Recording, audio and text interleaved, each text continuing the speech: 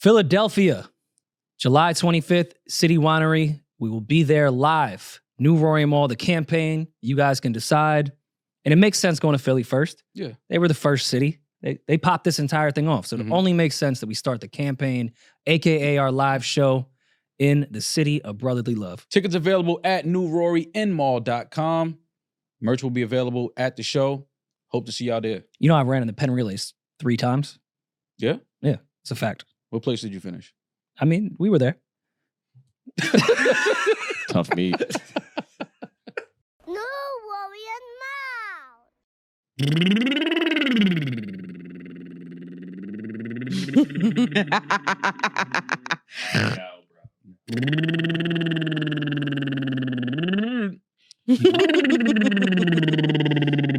I'm sorry. The arsonist has oddly shaped feet. What? Feet is disgusting. I thought No, I wasn't reading something from Twitter. Hold on, Maul. Keep going. I guess the vocal cords go different octaves. You start low. That's how you eat pussy. Why you think I've been laughing this whole It's time? true. Having an adult teach you that in the Harlem Boys Choir is kind of weird, though. Tickets available now, newrorynmall.com. Yes, Philly first. July 29th. July This month. 25th. City Winery. Is it 9th? July 29th. July 25th. 25th, Rory. You go to Philly the 29th and see who's... I'll be, all right, cool. yeah, I For don't the know what encore. you got going on the 29th. July 25th, Philadelphia, City Winery. Get your tickets now. Tough word to say. Yeah, City Back to Winery. your- No, Philadelphia. Yeah, that's a tough word to say. Salada. Too many syllables. Yeah. It's weird how they named cities. Like, I understand New York. It's the New York. What's Philadelphia? Cream cheese, yeah. Wait, they named Philly after cream cheese? No. Yeah, definitely. You never had Philadelphia cream cheese? Of course I had, but I didn't. I thought that was named after the city. I didn't know the city was named after the cream cheese. It's Chicken a and Greek, egg theory. Like most origins, it's a Greek words for love and brother. That's why the city Whoa. of brotherly love. Holy shit. Because it's certainly not named that after the people that live there. Well, not anymore. Those people moved out. Yeah. No love in Philly? There's no love. Yeah, they those people that had love in Philly, they moved out. Yeah. It's over. Nothing about Eagles fans screams love. Yeah, nah, it's over. But we are back. Had a brief hiatus. Missed We an are episode. back. We are back. Good to see everybody. Yeah, Feels it's been like a we while. haven't been a while. Julian was gone for like a week. We haven't had the full crew in here, and I feel Julian like was gone for a week. It was amazing. Demaris was here. Demaris was tanning on rooftops and shit. She's been running around. If you have a rooftop pool in the tri-state area, call Demaris. She will show up. Yeah. She might make some of her amazing mango, what is it, ceviche? Mango, It was pico, mango pico. mango Did you pico. like it? With It was angel amazing. hair. Wait, you Angel made hair that pasta. for them? When? Yo, she could make some Man, for us. man. Why you sound like you mad? I am. You want to be 'Cause in I always ask DC? the Like, go to Demaris- DC. You're going to miss out on the mango. That's all. I did. I missed out. Yeah, it's Oh, all you good. were enjoying like lemon chicken and pasta, whatever they serve at weddings. Yeah, you went to Nando's. I know you went to Nando's in DC. Every wedding has pasta and lemon chicken. Yeah. And, we know what you were doing. How did your best man speech go? It was really fun. Officiating's great. And Congrats to your brother. yeah. And congrats to his wife. Kendall and Leani. It was a beautiful ceremony. I'm really happy. I officiated it. First time officiating. And And nervous? I'm open for hire. I loved it. Did you do this one I'm pro open bono for or hire. like This was on the house. You gotta This was on set the your arm? rate This one was early on the though? arm? This was on the house. This was for the family. Oh, did it for the love? For love. For the love. It was fun because it was a moment to, obviously it's serious, but it's short, but it's supposed to be fun, lighthearted. So there's a lot of time to make jokes and Yeah. kept it clean. A lot of old people there. So you gotta, play for the crowd, but it was fun. I saw Black Magic still. The jumper's still clicking like the toe booth. I saw it. Yeah. The jumper's still clicking. I saw it. No, he was glowing this week. Yeah, he shot that shit and walked away from it before it went in. He knew it. He knew that was good. Because sometimes you play a sport long enough, Yeah. you know. Like, as soon as it leaves your hands, you're like, that's a bucket. It's funny because we hit the court, and that's the first time we shot around in like a couple of years. And I have another great video of him from like Brooklyn during the pandemic. But he golfs a lot, so all his motions below his shoulders. Yeah. He doesn't do this anymore. Yeah. So we go out there, and he's like, he doesn't step a foot in front of the 3-point line. So he's pinging it off the front of the rim. I'm like, Dad, just take a step in. He's like, nah, fuck that. Yeah. And they kept backing up, and then once his shoulder loosened up, money. Yeah. It was just. See it. That's Black great. Magic's boy right 73. How would you dirty up the wedding vows though? You said you kept it clean. No, not the vows right there. Oh, you're talking about the best man speech. Oh, so I told my brother and Leani, I said, hey, look, I have a very serious note. Because remember, I told you guys, like, I wrote this letter, and it's very dark and sad. And I don't want to like cast this like dark cloud on a beautiful day. Perfect for a wedding, right? As I said, I'll write you guys a letter and mail it to you at another date. I have it written. I just have to I just want to write it out. I don't want to like type on the letter. And then what I said is, once we establish that, I'm probably not going to do a speech. And he was like, cool. So we go to the reception after the ceremony. Kendall hands me the mic and goes, yo, like, say something. I was like, what the fuck? I thought we weren't going to. I'm going to write it. So, yeah, I was like, I'll send you the letter. And I'm like saying this off the mic. And then Leani comes over. She's like, no, go ahead. And I was like, fuck. So that was all off top. Oh, I blacked out, Acapulco. like not off alcohol, just like in the moment, blacked out. Blacked If there's out film love. everywhere, I could find the film and share it, but I was great. I kept it short, kept it light, and that was the opportunity to be like more funny and just like kind of. Did y'all cry? So it was funny when Leani came down, when she was walking into the ceremony, I was looking at Kendall, watching him cry, and I thought that would make me cry, but in that moment, I was just like talking to him, like kind of just like coaching him, whatever. And then I cried when her mother did a blessing. And then after that, my mom did a blessing. And when I went down to stand next to my mom while her mother was reading her blessing, my mom and I were like small talking. And then as soon as she went up there and started talking, I lost it. That was it. Lost your shit. That was it. And then I had to like get my shit together to go back up there to finish the ceremony. Kendall was crying because he's like, this is the last piece of ass I'm going to get in my life. Stop. This is it. What? Yeah. You know, Kendall was up there like, this is it? I mean, you never know in like 30, 40 years, they could end up on a swingers cruise. Yeah, but that's They could develop into a new relationship. Yeah, but we know when you go on those things, swinger cruises, nude beaches, the pick of the litter is not what you think it is. Especially on the cruise. Yeah, you rather just be faithful. My wife looks better than all of these girls. Yeah, I'll just take the open bar and free ice cream on this. this cruise. yeah. So Kendall was up there crying, you know, because he knew this is it. Fuck is wrong with them? I'm promising, What? I'm promising I thought that's God a beautiful to never, sentiment. Yeah, I'm promising God to never cheat on this woman. Like, this is my life partner. I'm gonna honor her, death before dishonor, and all of those other things. I believe that's in the exact. That's exactly how I said Kendall. Before you put this ring on her, saying all that shit. I'll die before. Yo, I live cheat by the on you. code. Die by the code. Yo, I'm definitely gonna put that. Yeah. I'm putting that in my vows. Death before dishonor. Yeah, that's what it That's is. fire. I'll die before I dishonor my wife. I'll die. Give me death. But there I'll is tighten my belt there before I is some beg for hope, help. Maul. They're not rushing into kids. I don't even think they want kids. So they're vacationing. They're living life. They're going to Bali for their honeymoon. Like they're like doing fire. it right. They're not I really like wanna go rushing into like slowing down. So Bali's on my list, like my bucket travel list. yeah. As soon as they lock Russell up, I'm gonna go. Yeah, as soon as they get his ass up out of Yeah, there. the moment you get there, you're gonna see Puff and Russell. Yeah, Like, yeah, you know what? yeah. Let's go Get somewhere them else. nasty, once Roll you up lock the yoga them nasty mats. niggas Yeah. up, I'll go visit Bali. Like, get them nasty niggas out of here first. Remember that church I was telling you guys about that I went to that made the pregnant women sit in the back? Yeah. So I also went to a wedding for someone at that church. No, you went to one a church summer. that made the pregnant women sit. Is the bathroom back there? It's like the last pew. If they had a baby outside of wedlock, you had to sit in the last pew. Oh, I like While that. they were pregnant or post pregnancy? Both while they were pregnant. I was and- gonna say it could be a nice They gesture had while to they were sit pregnant. back there with Yeah, the kids I've told y'all the too? story before You on did tell Patreon, us, yeah. but you didn't tell us they had to sit back there after they had the kids. Yeah. That's Yeah, fucked you up. and your Rugrats get to the back. And then what was so annoying was if you got there late and you had to be in the second to last pew, and then you just had a bunch of like fatherless children screaming behind you. It was never fun because it's hard to hear the Lord when you have a toddler screaming in your Yeah, ear. naturally. But that same pastor, right? So I went to a wedding and he conducted the wedding. Out the gate, the I do's, that part takes like 10 minutes. Mm-hmm. Not at ours. He said, yo, I'm so happy to be here. And you want to know why? Not because I've known this woman her whole life. It's because it's a man and a woman and not two men.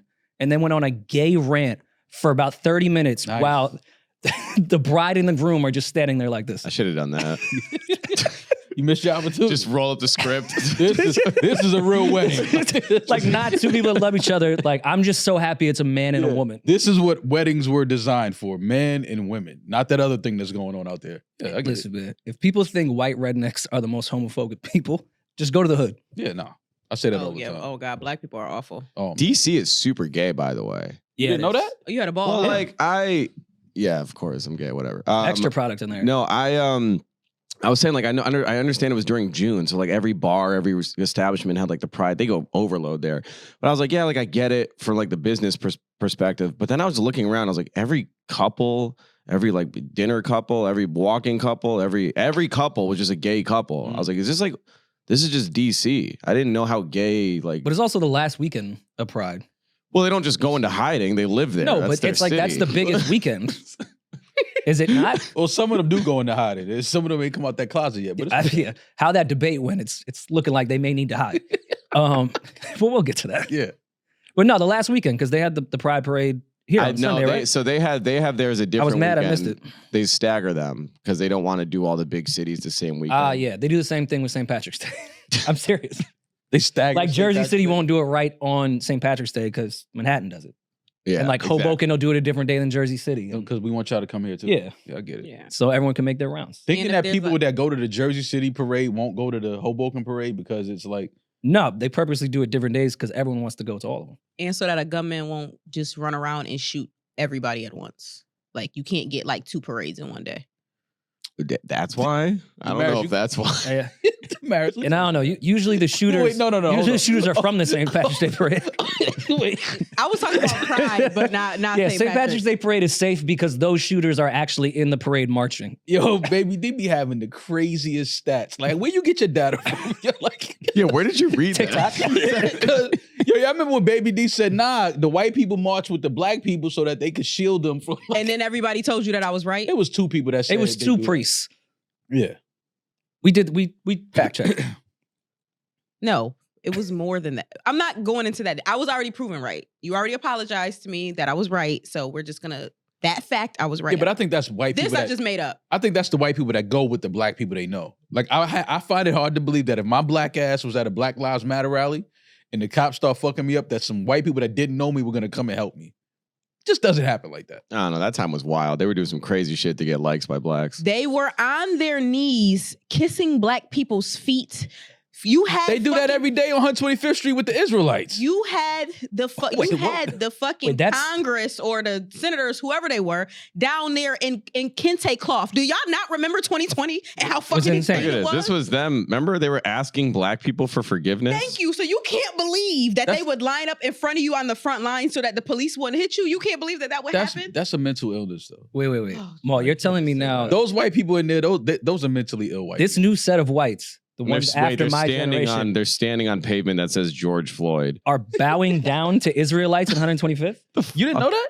We used to cross the street when we heard them yelling. We were petrified. Yeah, but I'm no, not- there's some white people that go up to them and start having a conversation, like about the Bible and all of that, and they start breaking it down. And then when they feel like, oh damn, I've been wrong about y'all all my life, I'm sorry. Oh, But that's yeah, good, now man. get on your knees and kiss my feet, and they start doing that shit.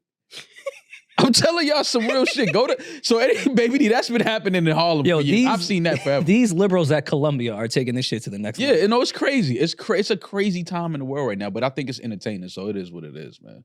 Oh man, I mean, y'all know what side I'm on with the Israelites. So Yeah, I get it. I'm not kissing anyone's feet. No. I rock with y'all. That's what I'm saying.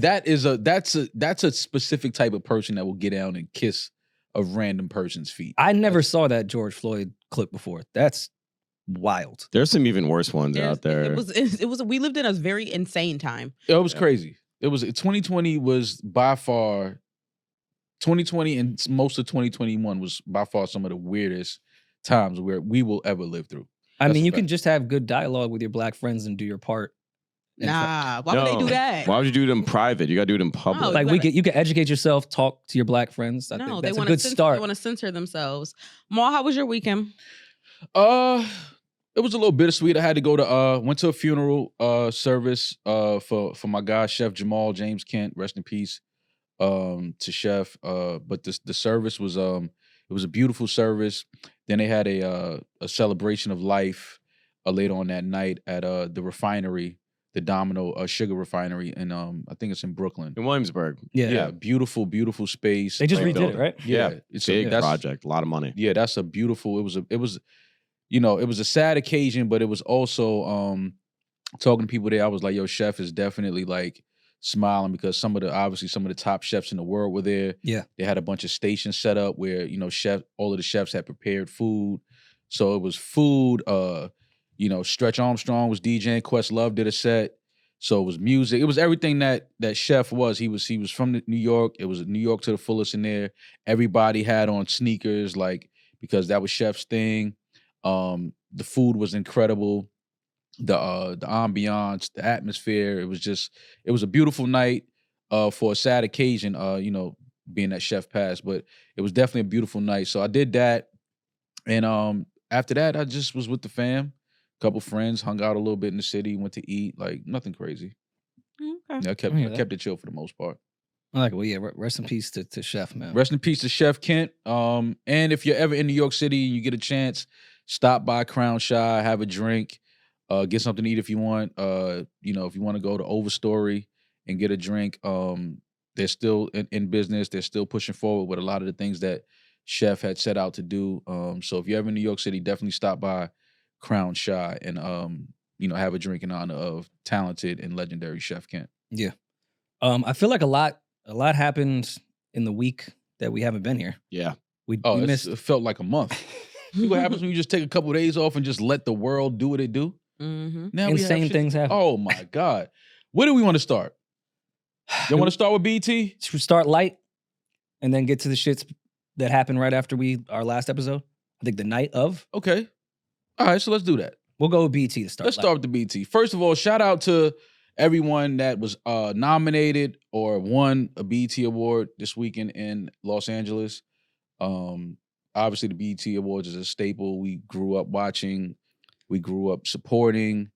It's our night, quote unquote, Black entertainment. That quote unquote is crazy. Yeah, you know, I mean, quote unquote, it's our night if you want to call it that. So yes, I don't know which one this was. How many awards have there been so far? This is the whatever number it was. Who gives a shit? Doesn't matter. I think that it's time to have a real conversation about BET. Who owns BET? Who runs BET? I believe Disney's actually trying to sell them for $1.2 billion or something currently. Listen, or Paramount's trying to sell to Disney. Something was in those headlines. Let's fact check that. Yeah, it's a subsidiary of Paramount currently. Yeah, so Paramount's trying to sell it for over $1 billion. So I mean, I guess that should give you your answer. But you're saying BT in general or the BET Awards? BT in general. Okay, The because I've been entire on the side of the BT Awards being pretty good for the last 5 years. I think they've gotten it kind of right. I don't think so. I think that and it's not. I don't want to put it all because it's a bigger story. It's a bigger conversation to have. It's not just BT. I think that the BET Awards that just happened spoke to the lack of talent that we have right now in the music industry. Lack of talent that's being pushed to the mainstream. Yes. You mean? Yes. But I don't know if that's a BET Awards fault. No, I didn't say that. I said it's part not of their the fault. ecosystem, but It's what they're picking from what they have. yeah. And they're trying to put together their best show. But we have to do something, man, because this is this BET Awards, I was watching it and I couldn't believe how bad it was. Well, why do you say it was so What was bad about it, Mo? Well, first of all, they only give out how many awards?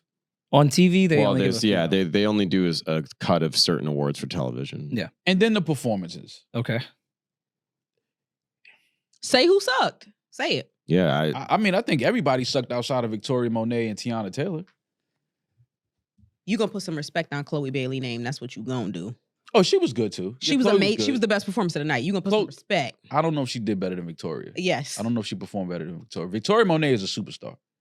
She's the next. She is the next superstar that we have right now. The one that I think everybody can look at. I like Chloe too. She did her thing. You didn't like Will Smith's return? And that's another. See, no, because I thought when they announced Will Smith, I thought Will was gonna address the audience. I thought he was going to speak to the BET audience, his people, because we haven't had Will Smith at an award show since obviously the whole Chris Rock incident at the Oscars. Mm-hmm. So I thought he was going to use this platform to talk to us. The song specifically. The song talks to us. Turn that shit off. Nobody want to hear that. You don't want a new Will Smith song in 2024? I don't want to hear it. The sun coming up. I don't, and I know what BT It's Grand did. Rising. He's moving on from the person he was when he smacked Chris Rock. Cut the shit. No, I actually hate that he did this, and the reason why I hate that he did this is because Will Smith doesn't need you don't need a redemption. Like, you don't need the black church ladies to forgive you. You smack that nigga. It's okay. Let's move on. You just grossed like $1 billion in like a box office. Like, you're straight, bro. Yeah. But you know how Hollywood and just entertainment works in general. Like, they love a comeback. Yeah. You have to do this and add the sauce to it to just show you're a new person, because that's what the but he ain't a new masses person. love. He ain't a new person. He Of would course smack he's that not. nigga again. Wait, He would smack him. wait, you He'll think all smack the, Chris again? Let Chris make another G.I. Jane joke.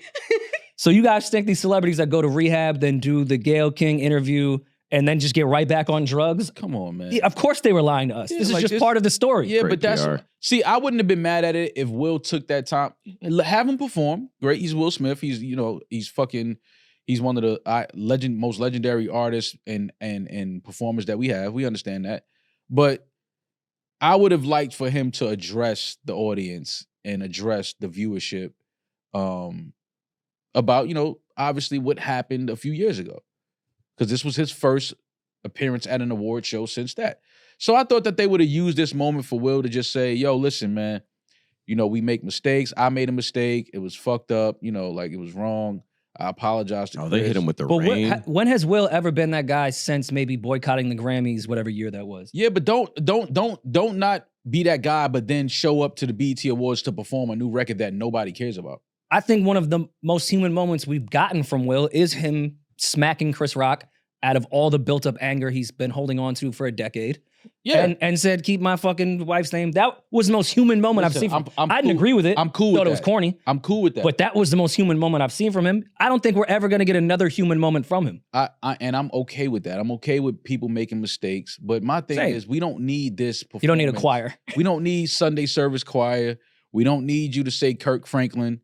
We know that's Kirk Franklin. We can see him. Like, we don't need that. For the new fans. Yeah, but it's just Well, like BT used this Will Smith moment because they knew people would tune in to see Will Smith because this was his first time at an award show. But it's also Will is putting out new shit as well. Is he So he's really? using This wasn't just for that moment? Will is using Coachella. Will is using BT the same way any other artist would. If Why they would were he putting put something out more music? Nothing wrong with that. Yeah, They were but it's- using each other. Yeah, but I don't use me though. You can use BT, you can use Will Smith, but don't use me. Like, don't give me that because it's just like, all right, the performance, cool. I still don't know the name of the record. I'm not gonna download I it. don't either. I'm not gonna stream It's it. called You Can Make It. Off his upcoming album, all get it ready for this name. Dance in your darkest moments. ew, See no what I'm way. That's saying? the name of the fucking album. You see what I'm saying? All right. You see Yeah, what I'm saying? You think he slapped him for the rollout? all my faves just This been was always choking the me plan. with my own cake. Like, Yo, this shit is crazy. This is fucking so lame. That's what you I'm- know, his it's just- white ass that was- PR team Sab now is like, this is your look. It's your dark, you're down bad, but we still dancing because you're Will. We This- love you. This is probably the same exact PR team that did Justin Timberlake Man in the Woods. This feels like the same shit. Mm. and this wouldn't be that Oscars moment wouldn't have been considered a dark moment if he slapped Chris Rock at the BET Awards. We wouldn't have cared about it that much. But the fact that it was on an Oscar stage in front of that part of Hollywood, I and can't wait to see his album cover. that demographic. Now it's my darkest. If that was at B, how many niggas get slapped at the BET Awards? Niggas get slapped every year at the BET Awards. Ain't nobody having the. Didn't Tony Yayo and Gunplay get Yeah, a full like- fair one at the BET Awards? Full fair Yeah, one. that So shit don't. funny. You know what I mean? Like that happens at the BET like Awards. Zeus Nobody would have been Network. tripping. Like that'd have been like, oh shit, Will Smith slapped the shit out of Chris Rock at the BET Awards. That would have But been it. I don't think the darkest moments, the Chris Rock shit, I think was the end of the dark moment. Like if he doesn't discuss all that other shit, I don't give a fuck about the Chris Rock thing. Yeah. That was manifesting all the dark moments into his hand Listen, man. and then trying to get them out. Will is from Philly. Chris Rock, that's not Niggas a get dark slapped. moment. That's Yeah. just you holding shit He's been forever out of Philly got for a slapped. because long you didn't time. address your dark moments. That's So you went all. and did that. So don't give me this performance. So I if don't there's wanna- not a whole record, a diss record to August Alsina, I don't really care about dancing to his darkest moments. To be fair, BT always has a gospel segment with somebody with a choir always come out, whether it's Which is Yolanda Adams, fine. Kirk Franklin. This year was Will with Kirk Franklin. Because we know Will to be that, right? Will ain't no gospel artist. So what? He can change. You can change. You can make a gospel song. Will ain't changed. Yo, Will will slap the shit out of somebody tomorrow. What are you No, talking about? Paul, wait a minute. Because as the music faded out, Will said, nobody gets an easy ride. We all have our cross to bear, but there is wisdom in that fire. And every single moment of your life is a brand new opportunity. We are not afraid. We are not being punished. We are not being forged. Dance in your darkest moments. You playing victim for .com. smacking someone is hilarious. Yeah, like get the fuck he's out not of here. playing victim. Yes, he though. is. I don't think that he's. This is my thing, and like. He didn't even play victim when his wife was fucking someone in their crib, but now he's playing victim because he smacked someone else. We all have a cross to bear. Nigga, you just slapped somebody. What cross is that to bear? I feel like okay. Get your jokes off. Do you think? No, I'm being No, serious. truth is not important. No, go ahead. What is the truth? He didn't Please slap tell, somebody? because this is my honest opinion. Okay, yes, he slapped somebody, but y'all are making it about the slap. Very obviously, Will was not in the best mental state, and that led to the slap. It's not like he was just like happily a great person, mental was good, and he slapped somebody. No, because if it was, he Just would have because you slap somebody don't mean you're not in the best mental state. Sometimes niggas need to be smacked. Okay. So it is what it is. But don't give me this rollout of we all have a cross to bear, but there's wisdom in that fire. Nigga, you just mad because them white people said you can't come back to the Oscars for a few years. That ain't a cross to bear. And you Fuck have, the you have Oscars. a movie and album to sell. Yeah, fuck the Oscars. Like, okay. Well, he don't have a movie to sell. The movie sold. Movie is selling very well. Clearly, actually. he ain't missing no meals no time soon. He's No. Will Smith. A-lister. So I think that I do think Smack him. that Will. Certified A-list. Yeah. Smack Chris from A to B. He smacked him. He smacked him down a peg. Yeah. Immediately became a B-lister. Well, I But like to me, all right, to me, this weird comparison, but like, have you ever seen criminals murder people for decades, then they get caught, and then they get on the stand and like, I want to change my life, and I'm going to tell on everyone, and now I'm a Christian. Yeah. This is the same shit to me. All right, you did some bullshit, you smacked Chris Rock, and now you're reaping all the consequences because you can't go back to the Oscars, and now it's like, well, it was a dark time. We all have a cross to bear. I'm a Christian now. Take me back. Is it possible that I don't maybe want to reap the actually feels consequences this of my way? actions, so let me go this route. Is it possible that he actually feels this way? Maybe. Will Smith is from Philadelphia. He don't feel no type of way about slapping a nigga in the face. I'm not talking about the July slap. 25th. Y'all are making Tickets it all on sale about now. the slap. I'm not talking about the slap. Is it possible that he wasn't in a great mental state, period? Fuck the slap. And now he's on a healing journey and he wants to release art about it. Y'all sit up here and complain about all the fucking negative shoot 'em up, kill 'em, murder 'em music that we get. And then somebody releases positive music and y'all find a way to tear it apart. Yeah, so stop- I'm just stop making sense. wondering. I would tear Will Smith's music apart even if he didn't slap nobody. If there I'm not wasn't, listening to that shit. if that moment didn't happen, this album would not be coming out. Okay.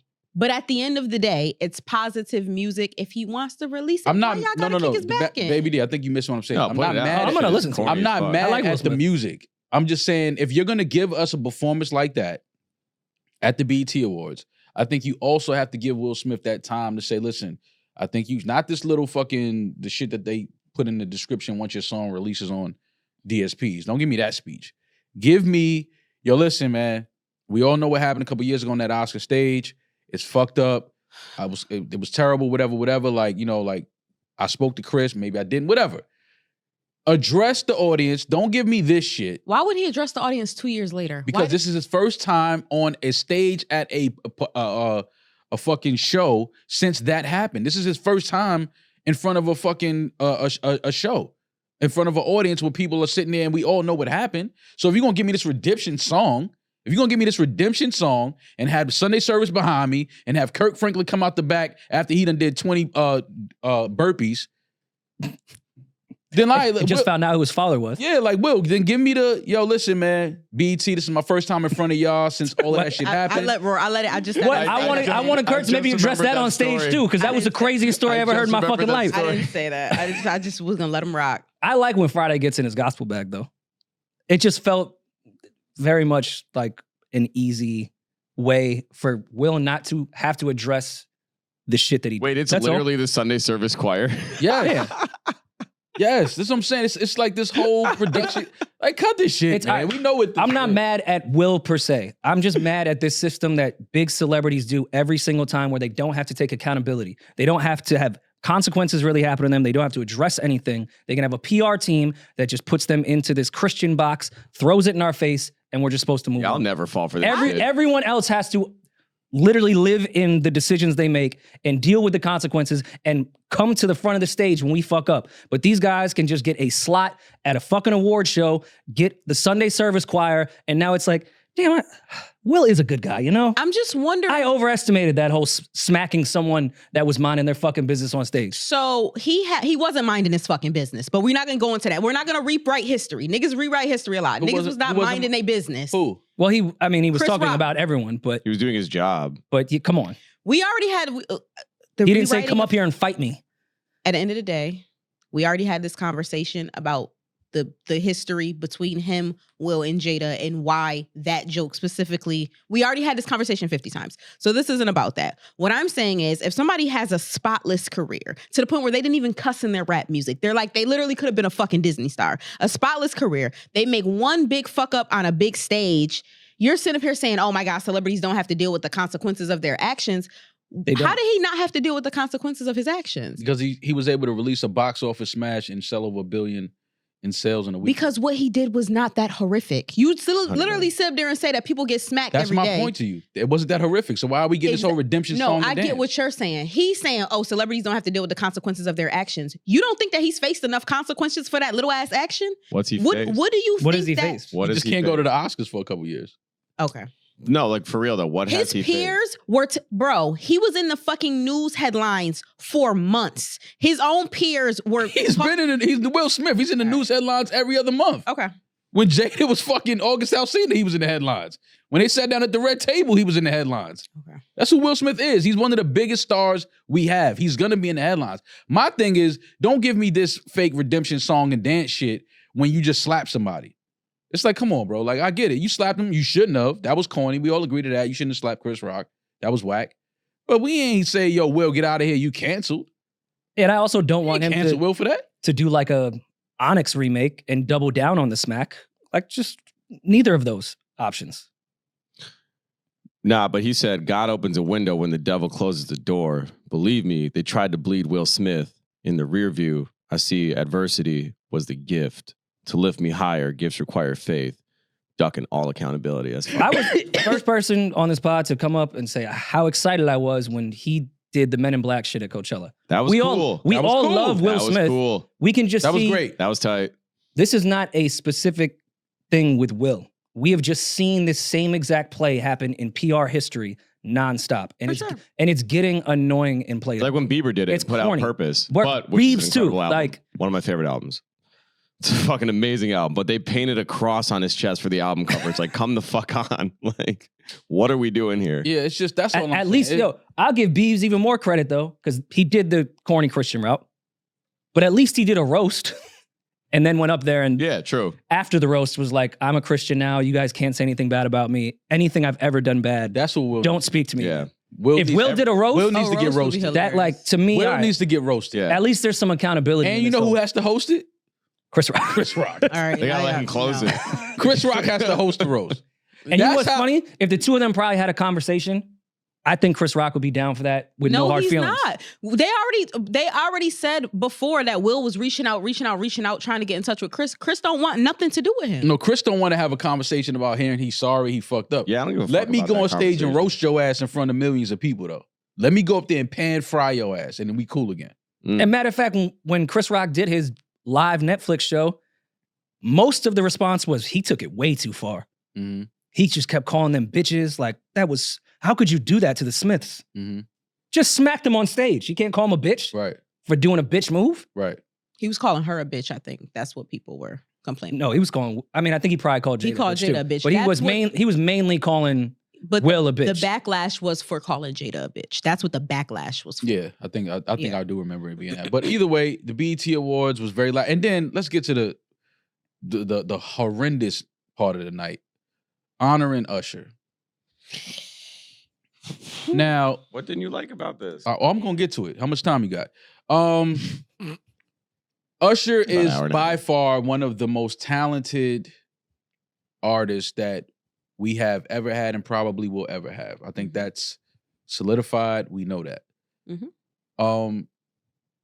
So when they said they were honoring Usher, I was like, and I think we talked about it like, damn, like you got to really get motherfuckers that could perform. If you're going to honor somebody like Usher, a great performer as he is, you got to have people up there that's going to really like do it justice. Mm-hmm. So they get into the honoring of Usher, and the first nigga we see is Childish Gambino and a pajama set like he's in Cabo. That is definitely a resort dinner outfit for sure. Don't do that. Don't do what? It's a great outfit. No, it's not. All right, never mind. Now, I don't mind. Actually, you know what? I take that back. It's not a bad outfit. It's a bad outfit if you're honoring another man. You can't linen. You don't want an all white linen. You set? can't be up there with no motherfucking window curtains on and your feet out honoring a man. You can't do that. This is the same shit he went to. Why not? This is the same shit he went to the BET Awards in. He had just presented an award in that outfit. Change? This nigga, listen, Donald Glover should have brought an overnight bag. Donald Glover is one of the most talented, most creative people we have. There's no doubt about that. I think he's from the same cloth as a Jamie Foxx. Like he is one of those type of talented people. Love Donald Glover. But you cannot honor another man and we can see through your clothes. All right, so the issue was the fit, not the actual song. The performance. That was the fit. Look at him. It's a good fit. Well, I like it's a good fit. Not for this. This nigga was about to go have fucking lunch in fucking Mexico, he looks amazing. Okay, but you don't think Usher, especially in his early days, Usher didn't want to see Donald Glover's questionable feet, bro. things of that era. Usher ain't never was on stage with his feet out. Well, to be fair, show me the My Way video. Show me Usher with his foot with sandals. I was young, but I remember that era of Usher. I don't give a fuck what you saying. Show me Usher on stage with his feet out. Your age group was received very well on how Usher was dressing during the My Way era. Show me Usher on stage with his feet out. I mean, he never wore a shirt. What I will say is that looking at the production of I doubt that it was his idea to wear that. No, the feet out was definitely his idea. I think but that was a last minute addition when Donald Glover walked in the building. I don't think so because Kiki also had white on. He has white on in the blue lights. That the dancers have what that was on purpose. They told him to wear white. Like I can look like the creative director told him to wear white. So that means put on fucking linen with no drawers? Who said he got no drawers on? That's wild. I'm just saying. That's wild. Yeah. I peeped. I was watching my television. What the fuck you mean I peeped? You got crazy. You act like I walked in his dressing room and opened the door like, yo, what you wearing? I'm watching my television. The first person we see is Donald Glover with linen on his feet out. Okay, fair enough. And he did his favorite spin move, the Donald Glover spin. Keke Palmer, does that not make sense to you? I get it. But Keke Palmer wasn't supposed to be up there honoring Usher. Yeah, but we know why she is. I just said I get it. But come on, man. I think it would have been better if someone else was to do it and they brought Keke on stage to dance. Keke should not have been singing. I kind of feel like if we're starting with Childish, we should go right to Sierra. Like, we should get right to the shits. Yeah. Sierra would have been perfect for this. I know she's... Sierra just had a baby or is having a baby. I know, but I'm just saying hypothetically, if someone's honoring Usher, Sierra's like the first person in my head. Yeah. Victoria Monet came out. Makes sense to me. Makes a lot of sense. Amazing. Tiana Taylor came out. Dancer. Makes a lot of sense to me. And I like the whole spin on having the women honor Usher because, you know, Usher has had his residency and he's been serenading the women. And I get that whole spin on it. Mm-hmm. Coco Jones was even great. Perfect. Great. But I just think when you talk about honoring Usher, and this is what you come up with, I think that it speaks to the lack of options that we have right now in the music industry. Well, you're saying a lack of options, but you've literally said everybody but Keke Palmer and Childish Gambino did amazing. She did fucking amazing. You need to go watch that performance again. She did. No, Chloe did insane. Chloe surprised me. I like her, and I think she's extremely talented. She's a great performer. We know but that. I wouldn't think off rip Chloe would be the one to honor Usher. And I'm saying I was surprised. I know how talented Chloe is. We talking about honoring Usher. I was like, all right, that's not who I would think, but she did great. Okay, Maul, who else would you have preferred to see do this? Because if we're doing all women, then they pick the right, outside of Keke, they pick the right women. If you're doing all women. Yeah, listen, Tiana, like I said, Victoria Monet, who I think is a superstar. Chloe did her thing. Coco Jones sounded great. She looked great. I get it. But I just think that overall, there is a lack of, like, Usher literally has either no successors. He does not. or no peers? Outside From the of women's Chris, side, From the women's side, it's tough. even Yeah. I mean, just period. Well, they had to do women because he has no Yeah, I male mean- peers, and the one male peer that he does have, Chris, they don't fuck with each other. So, what do you do? It's tough, man. Like I having mean, Tinashe up there makes no sense to me. and Tinashe, she's somebody that I think that we've given a lot of slack over the years, but Tinashe, she's talented. She's very talented. She's She's very talented. especially on the dancing side. But we're Would be talking my first about pick. honoring Yeah. Usher Raymond. So you keep saying it wouldn't be your first pick. We're asking you who would be your first pick. Who? I said mine. If Sierra y'all- would be my first Obviously, pick. Sierra. So Sierra's pregnant. So or Obvi- just had a baby. Obviously, Tiana Taylor, they got that right. Mm-hmm. Victoria Monet, I think they got that right, Mhm. even though she's quote unquote considered new artist. But even though Victoria's been in the industry for years, I would like to see her. Sing. Okay. I would like to see her perform. If Her- we're gonna do if- an all female set, Her doing "You Got It Bad" would have been kind of hard. playing the guitar. Yes. Yes. That- That, or "Let It Burn." She But- would smoke "Let It Burn." to be fair, her was just on his Super Bowl set, so her only True. got so much Usher in her. Who else? We're doing just women, right? I mean, you can do men if you I can. mean, find y'all some. favorite artist Bruno Mars. Where was he at? He'd be great, but he owes a lot of people a lot of money. So he's Everybody probably- said- Yeah, they- so he needs to perform. They saying that they got Bruno like in handcuffs in Vegas, like they Yeah. not letting him go. he's tied to a blackjack table. He Oh, can't go anywhere. he been in Vegas going crazy. That's the room. That's been the rumor for a long Yeah, he's time. But like somebody like Bruno Mars would have been dope. I think Neo, if we're allowed to do Okay. male singers. Neo would have been dope. Okay. I mean, we gotta. It's just. Omarion, if we're doing men.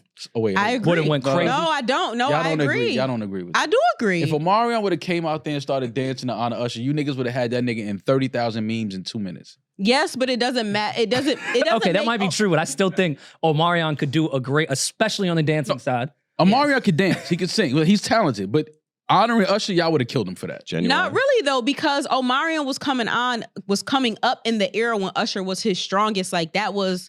They used to call Omarion Lil Usher. Like Omarion, Chris Brown, like when they were coming up, obviously Chris went farther, but when they were coming up, like they compared him to Usher. So that wouldn't have surprised Well, me. any at all. artist, any male artist that sings and dances well, they're gonna compare it to somebody like Usher because Usher is arguably one of the greatest ever. Like so, Mhm. it is what it is. But Omarion, I get it, but I think that would have been more of a joke than anything. I don't think people would have took Omarion. alright. I don't think people would have took For the Omarion. Usher tribute, For people would have Usher? took Omarion serious. I don't know, man. I think so. I don't know. All right, what about Mario? Would he be taken serious? Yes. I think he would. Mario should have been up there. Bieber should have been up there. Who? Bieber, that's his guy. Usher took Bieber in. What's the name of this award show? Yeah, baby? Bieber might have made sense. It's Matt too. Black. What did Gambino said? Him and Sam Smith had the same amount of BET awards. Fuck No, difference no. make? Sam Smith has more BET awards. Yeah. Yeah, but Sam Smith released a black classic. His first album is really, really, It's a really, black really, classic. really, really good. There's not even a There's not- questionable skip. Like No. every single record. Listen, I don't care. But they what were color- calling him the female Adele at that time. They were Then calling we him- realized they we were couldn't calling him the female Adele. When that first album came out. They was calling him the female But Adele. Yeah, but now Well, I don't know now- which. They were What calling I'm him the supposed- male Adele, baby. Now he's that. They, but because at that time, never mind. How did we get through June? Listen, I don't care what color Sam Smith is. The boy can sing. Like, that's the bottom The line. boy can sing. The boy can sing. The boy is bad. Yeah, the boy is bad. Well, Well, they, what is they can sing really what well. does he identify That's as why I was now? trying I don't to- wanna dis- No, They can sing. They can sing. Okay. Very well. He identifies as they now. Yes. Yeah. That's what I was trying to say. They were calling Sam Smith the they Adele. But at That's the what I time, was trying to get at. He wasn't out when they released that out. When he released that album, everybody thought. Well, nope. We thought he was gay, but he wasn't out when he released that album. I thought he was always gay. I just thought he wasn't this. He wasn't they. Yeah. All right, I'm gonna go ahead and say it, man. Fuck it. No, don't Oh, do God. it. Let's just move All right, on. my- Let's- Yeah, they- You know what? no, we're talking about Craig the David would have been We're great. talking about the BET Awards. Damn, where was John B? Word. Yo, Craig David. Yo, if they'd have brought Craig David out there to honor Usher, man, come on. Like, what we doing here?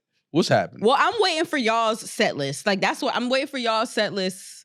Well, we just. I mean, named a we're couple leaving people. out somebody. I but- wasn't mad at. I was like I said, Chloe, Tiana, Victoria, Coco. I wasn't mad at them. You said we're leaving somebody out. We're leaving out Trey Songz. Yes. Yeah, we're leaving out a huge person, but Yes. On purpose. Yeah. Trey Songz. if Yeah, that would have made sense.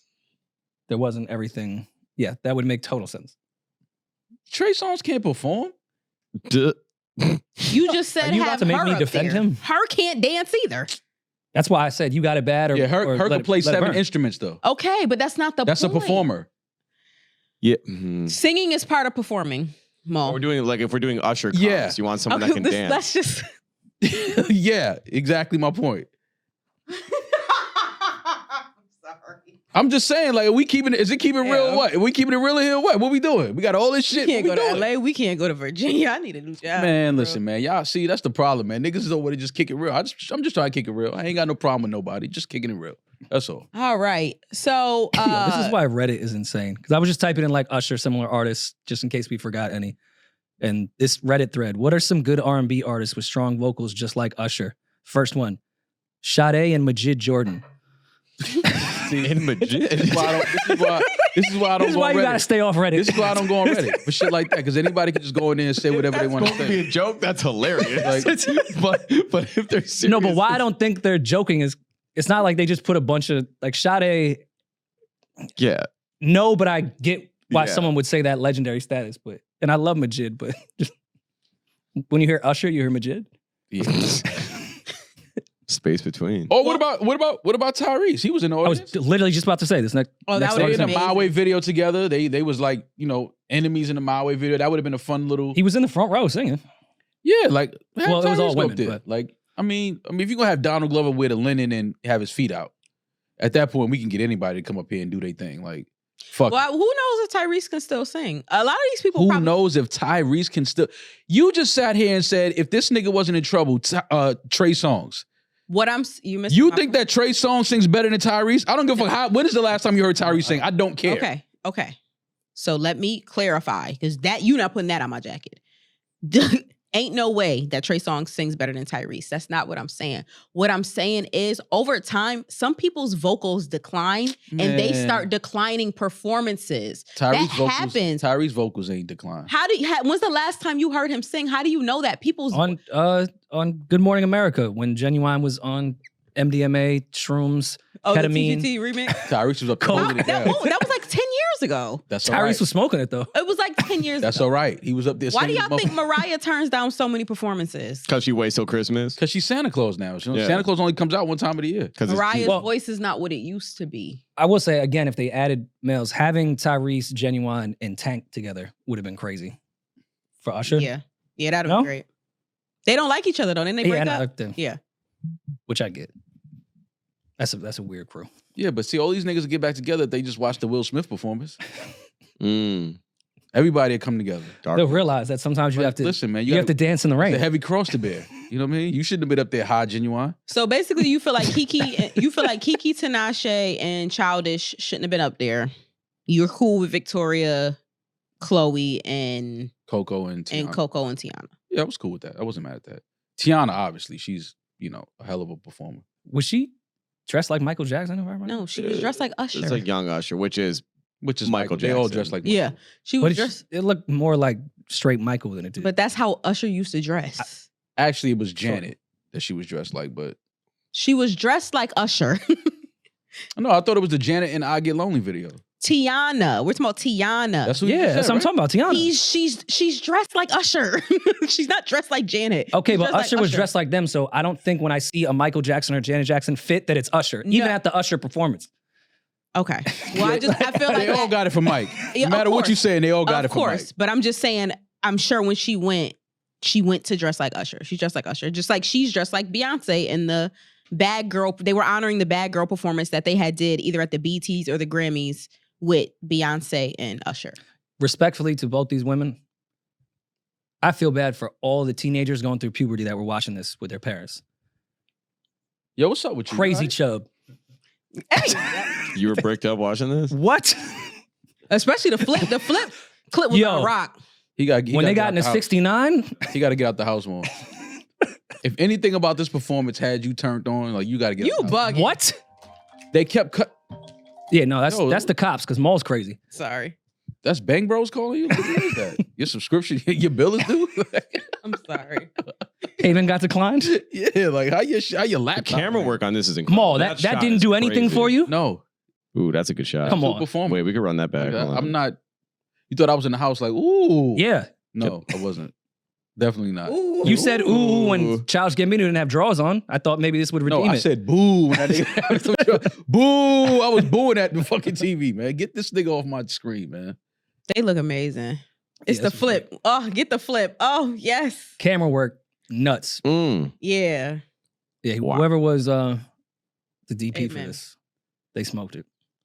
But- Yeah, Amen. Victoria keep playing with Tiana like that. No, Tiana keep playing Victoria like that. Victoria's about that.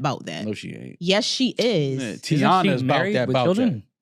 So was Tiana. Oh, I mean, that. Well, she's a single woman. Everybody knows. No, Victoria is like a real. she's bisexual? Yeah, it's rumored. I mean, in her damn, music. why you got the camera on me? But it's rumored that her and Kehlani used to date. Oh, I never heard that. Yeah. But I mean, you can listen to her music and Yeah, she's half her songs are about women. Victoria and Kehlani? That's a nice combo right Man, there. I might pay to see that. Yeah. That's See, pay per and, view. and I'm the horny one. Get the for chub liking for that one. The two of them dancing. They were dancing. I'm just told she's my women that actually dated and fucking slept together. You know Tiana Bennett after Allegedly. the show. Allegedly. Why allegedly? That's amazing. Hopefully. Hopefully, yeah. Promote that. That's one of those rumors you wish. We can Let's, only hope. let's prayfully that happens. Prayerfully, it's so. I hope funny. they're on good terms still. That's Yeah, why. like I hope they have each other's fucking numbers. Well, you guys don't agree with the Usher tribute. Okay, I can No, understand that. How and do you- then I was cool with Usher, it. no, hold on, but that ain't over. Then Usher get his ass up there, and we couldn't even hear what he was saying because he started talking so crazy. They blacked out his whole speech.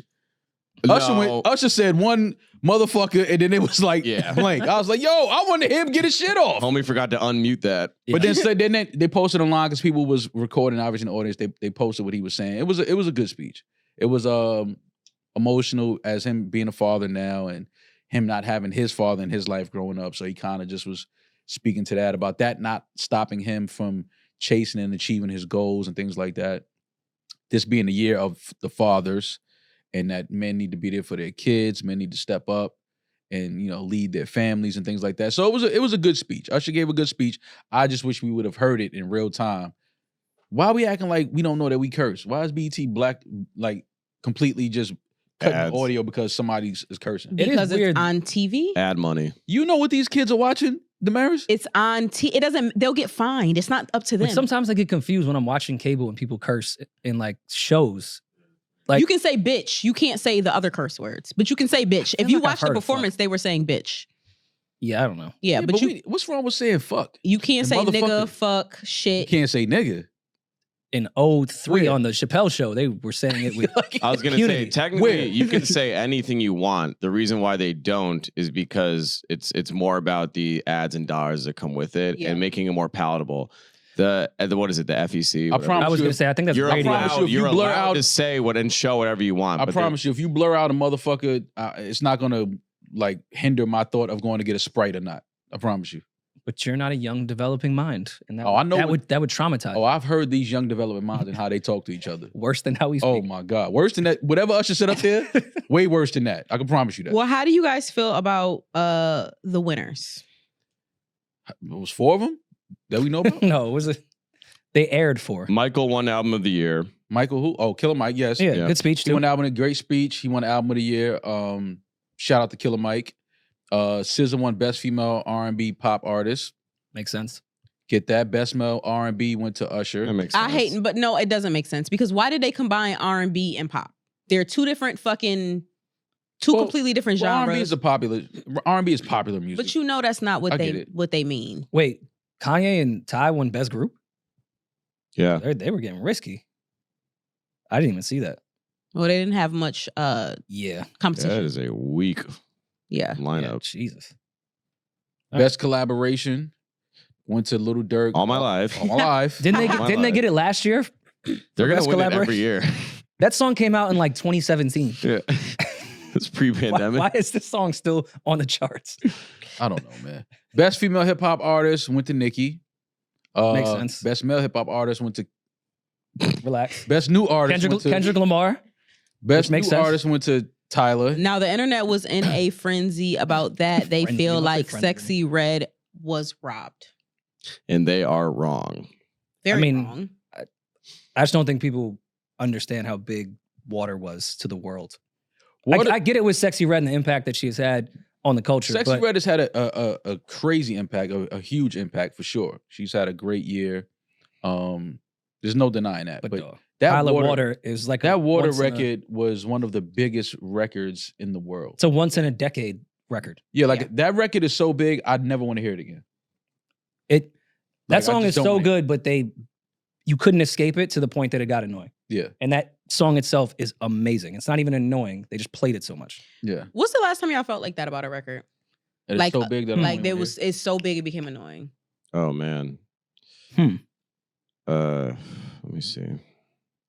Despacito. That's a good question. I would just have to. Oh God, I hated Despacito. Which was it? Despacito. Oh, yeah. I mean, you couldn't escape that one. God's Plan got annoying to me after a while. Yeah. I don't They did think it play was a as lot. big as Water, but it got annoying to me after a while. Blinding Lights never got old for me. Maybe just because I love The Weeknd. Flashing Lights. By Kanye? I Yes. still want to hear it. What? No. Wanna, like, I'm figure talking about something when out. it happened. That Gotta Be With You by Mary J. Blige. But this is a listen. We didn't have to go through the names of songs. This is a great thing to have, though. yeah. It's great to have a song that's so big and so huge that people don't want to hear it no more, because that means we've heard this shit so many times. We love it. We like it. Great video. You know, the challenge was crazy on social media. Everybody, we get it. I just Great don't care to challenge. hear. I just don't care to ever hear that record again, unless Tyler's performing it and I'm at the show. Then it's okay, cool. And then but- she performed. Did you guys like Tyla's performance? Yeah. I think didn't even see her performance. She performed with Skillet Bang and I did Donna. see it. Yes, I did see it. I swear this isn't, I don't have a thing with Bruno Mars, but Uptown Funk eventually Oh God, yeah. was amazing when it came out. Solidified hit record forever, but they just played it way too fucking much everywhere. Uptown Funk might have been the last time that I felt that way. Mm. Pharrell. Pharrell Happy. Oh my Yo, when that God. song Right. came out, I was obsessed with the video. It was incredible. I overplayed that myself. Gave that shit 3 weeks. Yeah, I don't. Ever, I was don't ever- mad unhappy. I don't ever want to hear that again. They said Pharrell Happy is scaring the hoes music. Peaches was one of those. I never got there with Peaches.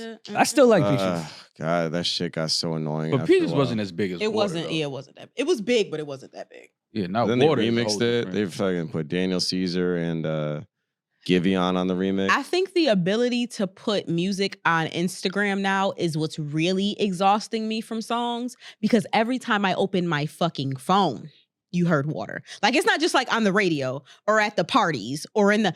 You couldn't even open your phone now without hearing whatever hit song is bigger. So I feel like it brings that fatigue on so much quicker. yeah. You know what's one that could have been in that Especially when category, it's the same loop. Yeah. but never did? Rihanna, We Found Love. You could play that anywhere. That and shit I'll bangs. still love it. Yeah. But that could be up there. I could see someone hating Oh that song. God, I love that song. Ed Sheeran, Divide started to get on my nerves a little bit. Thrift Shop, I mean, I never liked it to begin with, but Thrift Shop stared to annoy, I think, I the didn't. world. What song was Thrift Shop? Macklemore? Macklemore. Peach, sing it. I don't remember. We're gonna drop some cash. Oh, I got man. $20 in my pocket. That sounds like a song you would walk in the bar and see Peach dancing to. Like, yo, Peach is dancing to fucking Thrift Shop. Oh, and Gangnam Style. I mean, I never, Yeah, like I was never just like, I don't know where you be hanging in my out at, whip. baby. Yeah, but that What just function don't, was playing? Yeah, that just don't. come Every on like that. function, no? Hell no. did you guys feel that way about Blurred Lines? I never did. But Nah. I, could, I never I got could see tired of blurred someone, lines, but I Nah. can see somebody getting tired of blurred lines. like the Marvin Gaye estate. I don't even hear that shit now. Nah, anymore. Marvin Gaye Estate was sick of that shit. Said, all right, enough is enough. Do you guys feel like they got the winners right?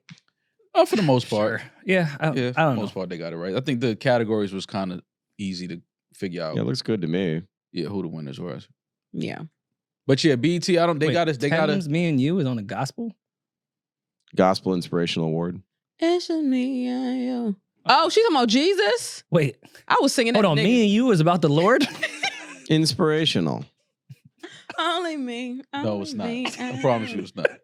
Yes, it is. No, it's not. All right, I'm about to read the lyrics. Hold on. It's not. Hold on. That record is not about the Yo. Lord. What are we talking about right now? Pull the lyrics What you up, said, me and you, Julian. the you is God.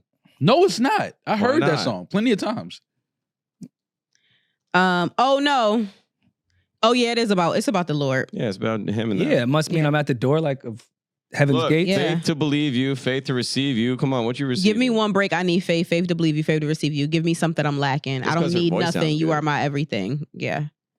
I mean, Make but me your matter. Make me your substance. Make me your person. Yeah. every, and I don't mean this in a bad way, but every generic R&B song with lyrics you could interpret as your significant other, God, your friend, some chick you fucking, The lady at Chick-fil-A. word. Give me some faith. Because Sunday you don't even, Telling the you're lady, not even open. Telling the lady at Chick-fil-A to make me yours is crazy. You're like, Yeah, the yo, special. Just make me yours. All right. For like real. I'm here for you. Just use me. Like what? Chick-fil-A? Nah. They're a very Christian-based organization. Listen, man, the BET Awards, I ain't gonna lie. I'm cool. I Oh, never- wait. It's not the Wait. awards, though. It's the talent. There's not a lot of talent. So let's just shut down the BET Awards for a few years. Wait, look what these won niggas best get talented. movie. The Bob Marley won. That's out? Is it out? It It's won. been out. Oh, I thought that shit was like coming out next Listen, Friday. man. It beat The Little Mermaid? Are you fucking... Fuck Are that. you... It beat American Fiction. American Fiction is one of the, like, that's top 3 film that came out last year. American Fiction was like all over the. It beat Spider-Man Across the Spider-Verse. All right. I'm done. I mean, American Fiction. I gotta see One Love tonight. American Fiction is good, Julian. Yes, Yeah, it's but your that's the one. personality in a fucking movie. It's not that great. It's amazing, it but was a it's good not movie. This is an the movie of the incredible year. movie. The one Better than any one of these. Who won Best Actor? It's not better than Little Mermaid. Oh, Denzel. I mean, Damn, they really took a risk on that one. Yeah. Did he even act I was last gonna year? say, did he act? What the What fuck? movie Equalizer came out? 3. Equalizer 3. oh yeah, I guess that makes that. Coleman Domingo should have won. Personally, Actress Regina King. Okay. Coleman Domingo should have won, and actress, whatever Angela Bassett's in, she's the best actress, so she should have won that too. The But Young Star, the Nepotism Award. watch your mouth. Yo, look who won. Watch your mouth. But the rest of these aren't children stars, like Yes, stars they of are. children. I mean, Oh, No, I mean, that's why. You know, Northwest will get an extra at a close one versus whoever kid. all right, so that that's she- why that's not fair. And I'm not being a Hovenger. Blue Ivy Carter was dancing every single night on a world tour with Beyonce. So yes, nepotism, but it's not like she was just in the booth waving to the paparazzis. yeah. She was dancing with some of the biggest dancers in the world. No, it's a Yeah. great opportunity. When you're Okay. I watching can't speak Beyonce. to the rest of the There's list and mad what they've people done. who have famous parents who don't dance like Blue Ivy and wouldn't be able to get on stage in front of fucking hundreds of thousands of people and go off and dance next to amazing dancers and do full out choreography. Very true. It's the same thing when people say Kim's only famous because of her sex tape, and it's like it's mad bitches with sex tapes and they ain't Kim. So I just don't. crazy comparison right now. Yeah. I totally see what you're saying, but like, It is a crazy, but it's just like, yes, people do get opportunities, but people get opportunities every day and fumble them. Mad people get opportunities and fumble them. Just because you're given an opportunity doesn't mean that you're going to be a star. Mm-hmm. So let's give people the credit that's due to them. and I'm not familiar with the rest of that list. So Listen, I love man. Van Van. Van Van was the cutest. She's a very cute little girl. BT, we love y'all. But we could do without the BT Awards for a few years. all right, That's see, that's hate. hate. That's hate. Yeah, I hate the show.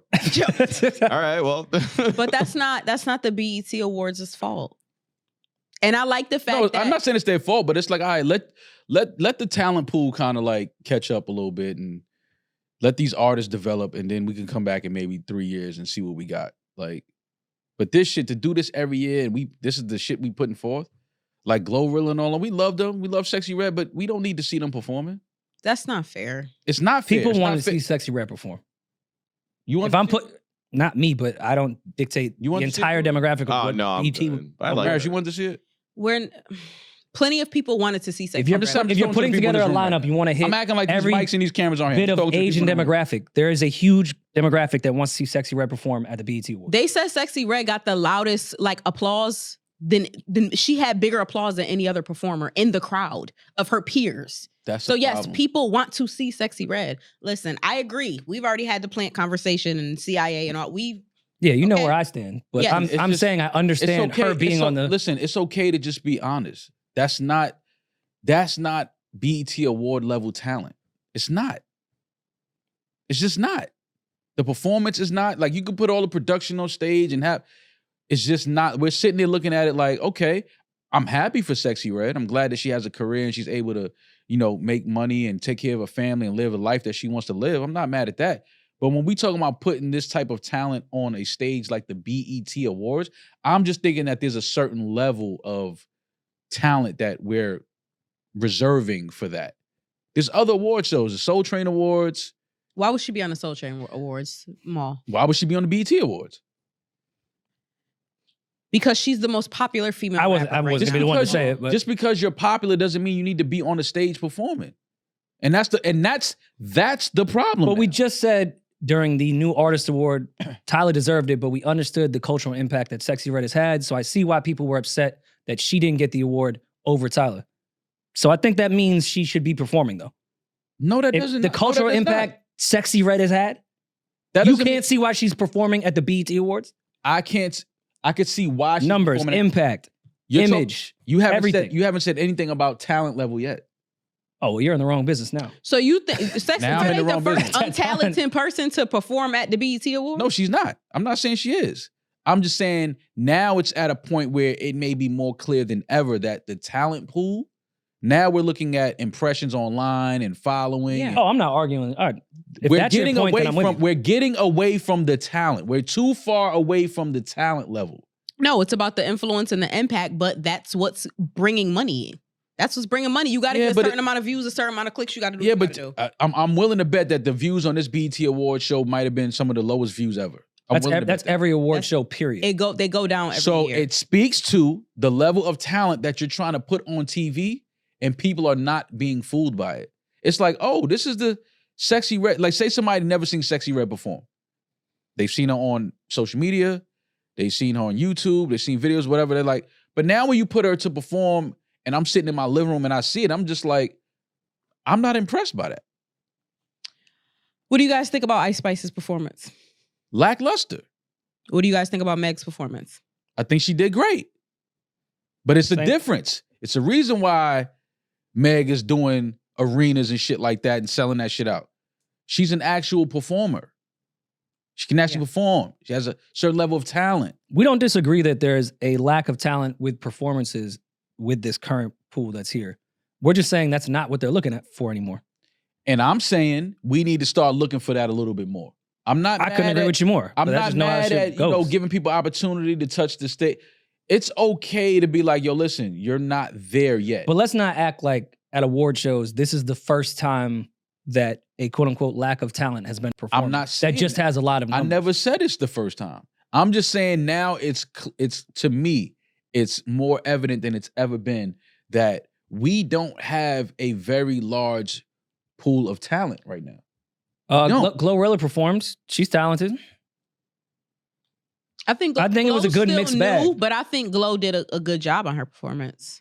You don't think so? I think we could save a lot of this for the BT Hip Hop Awards, is what I'm saying. Okay. That I would understand.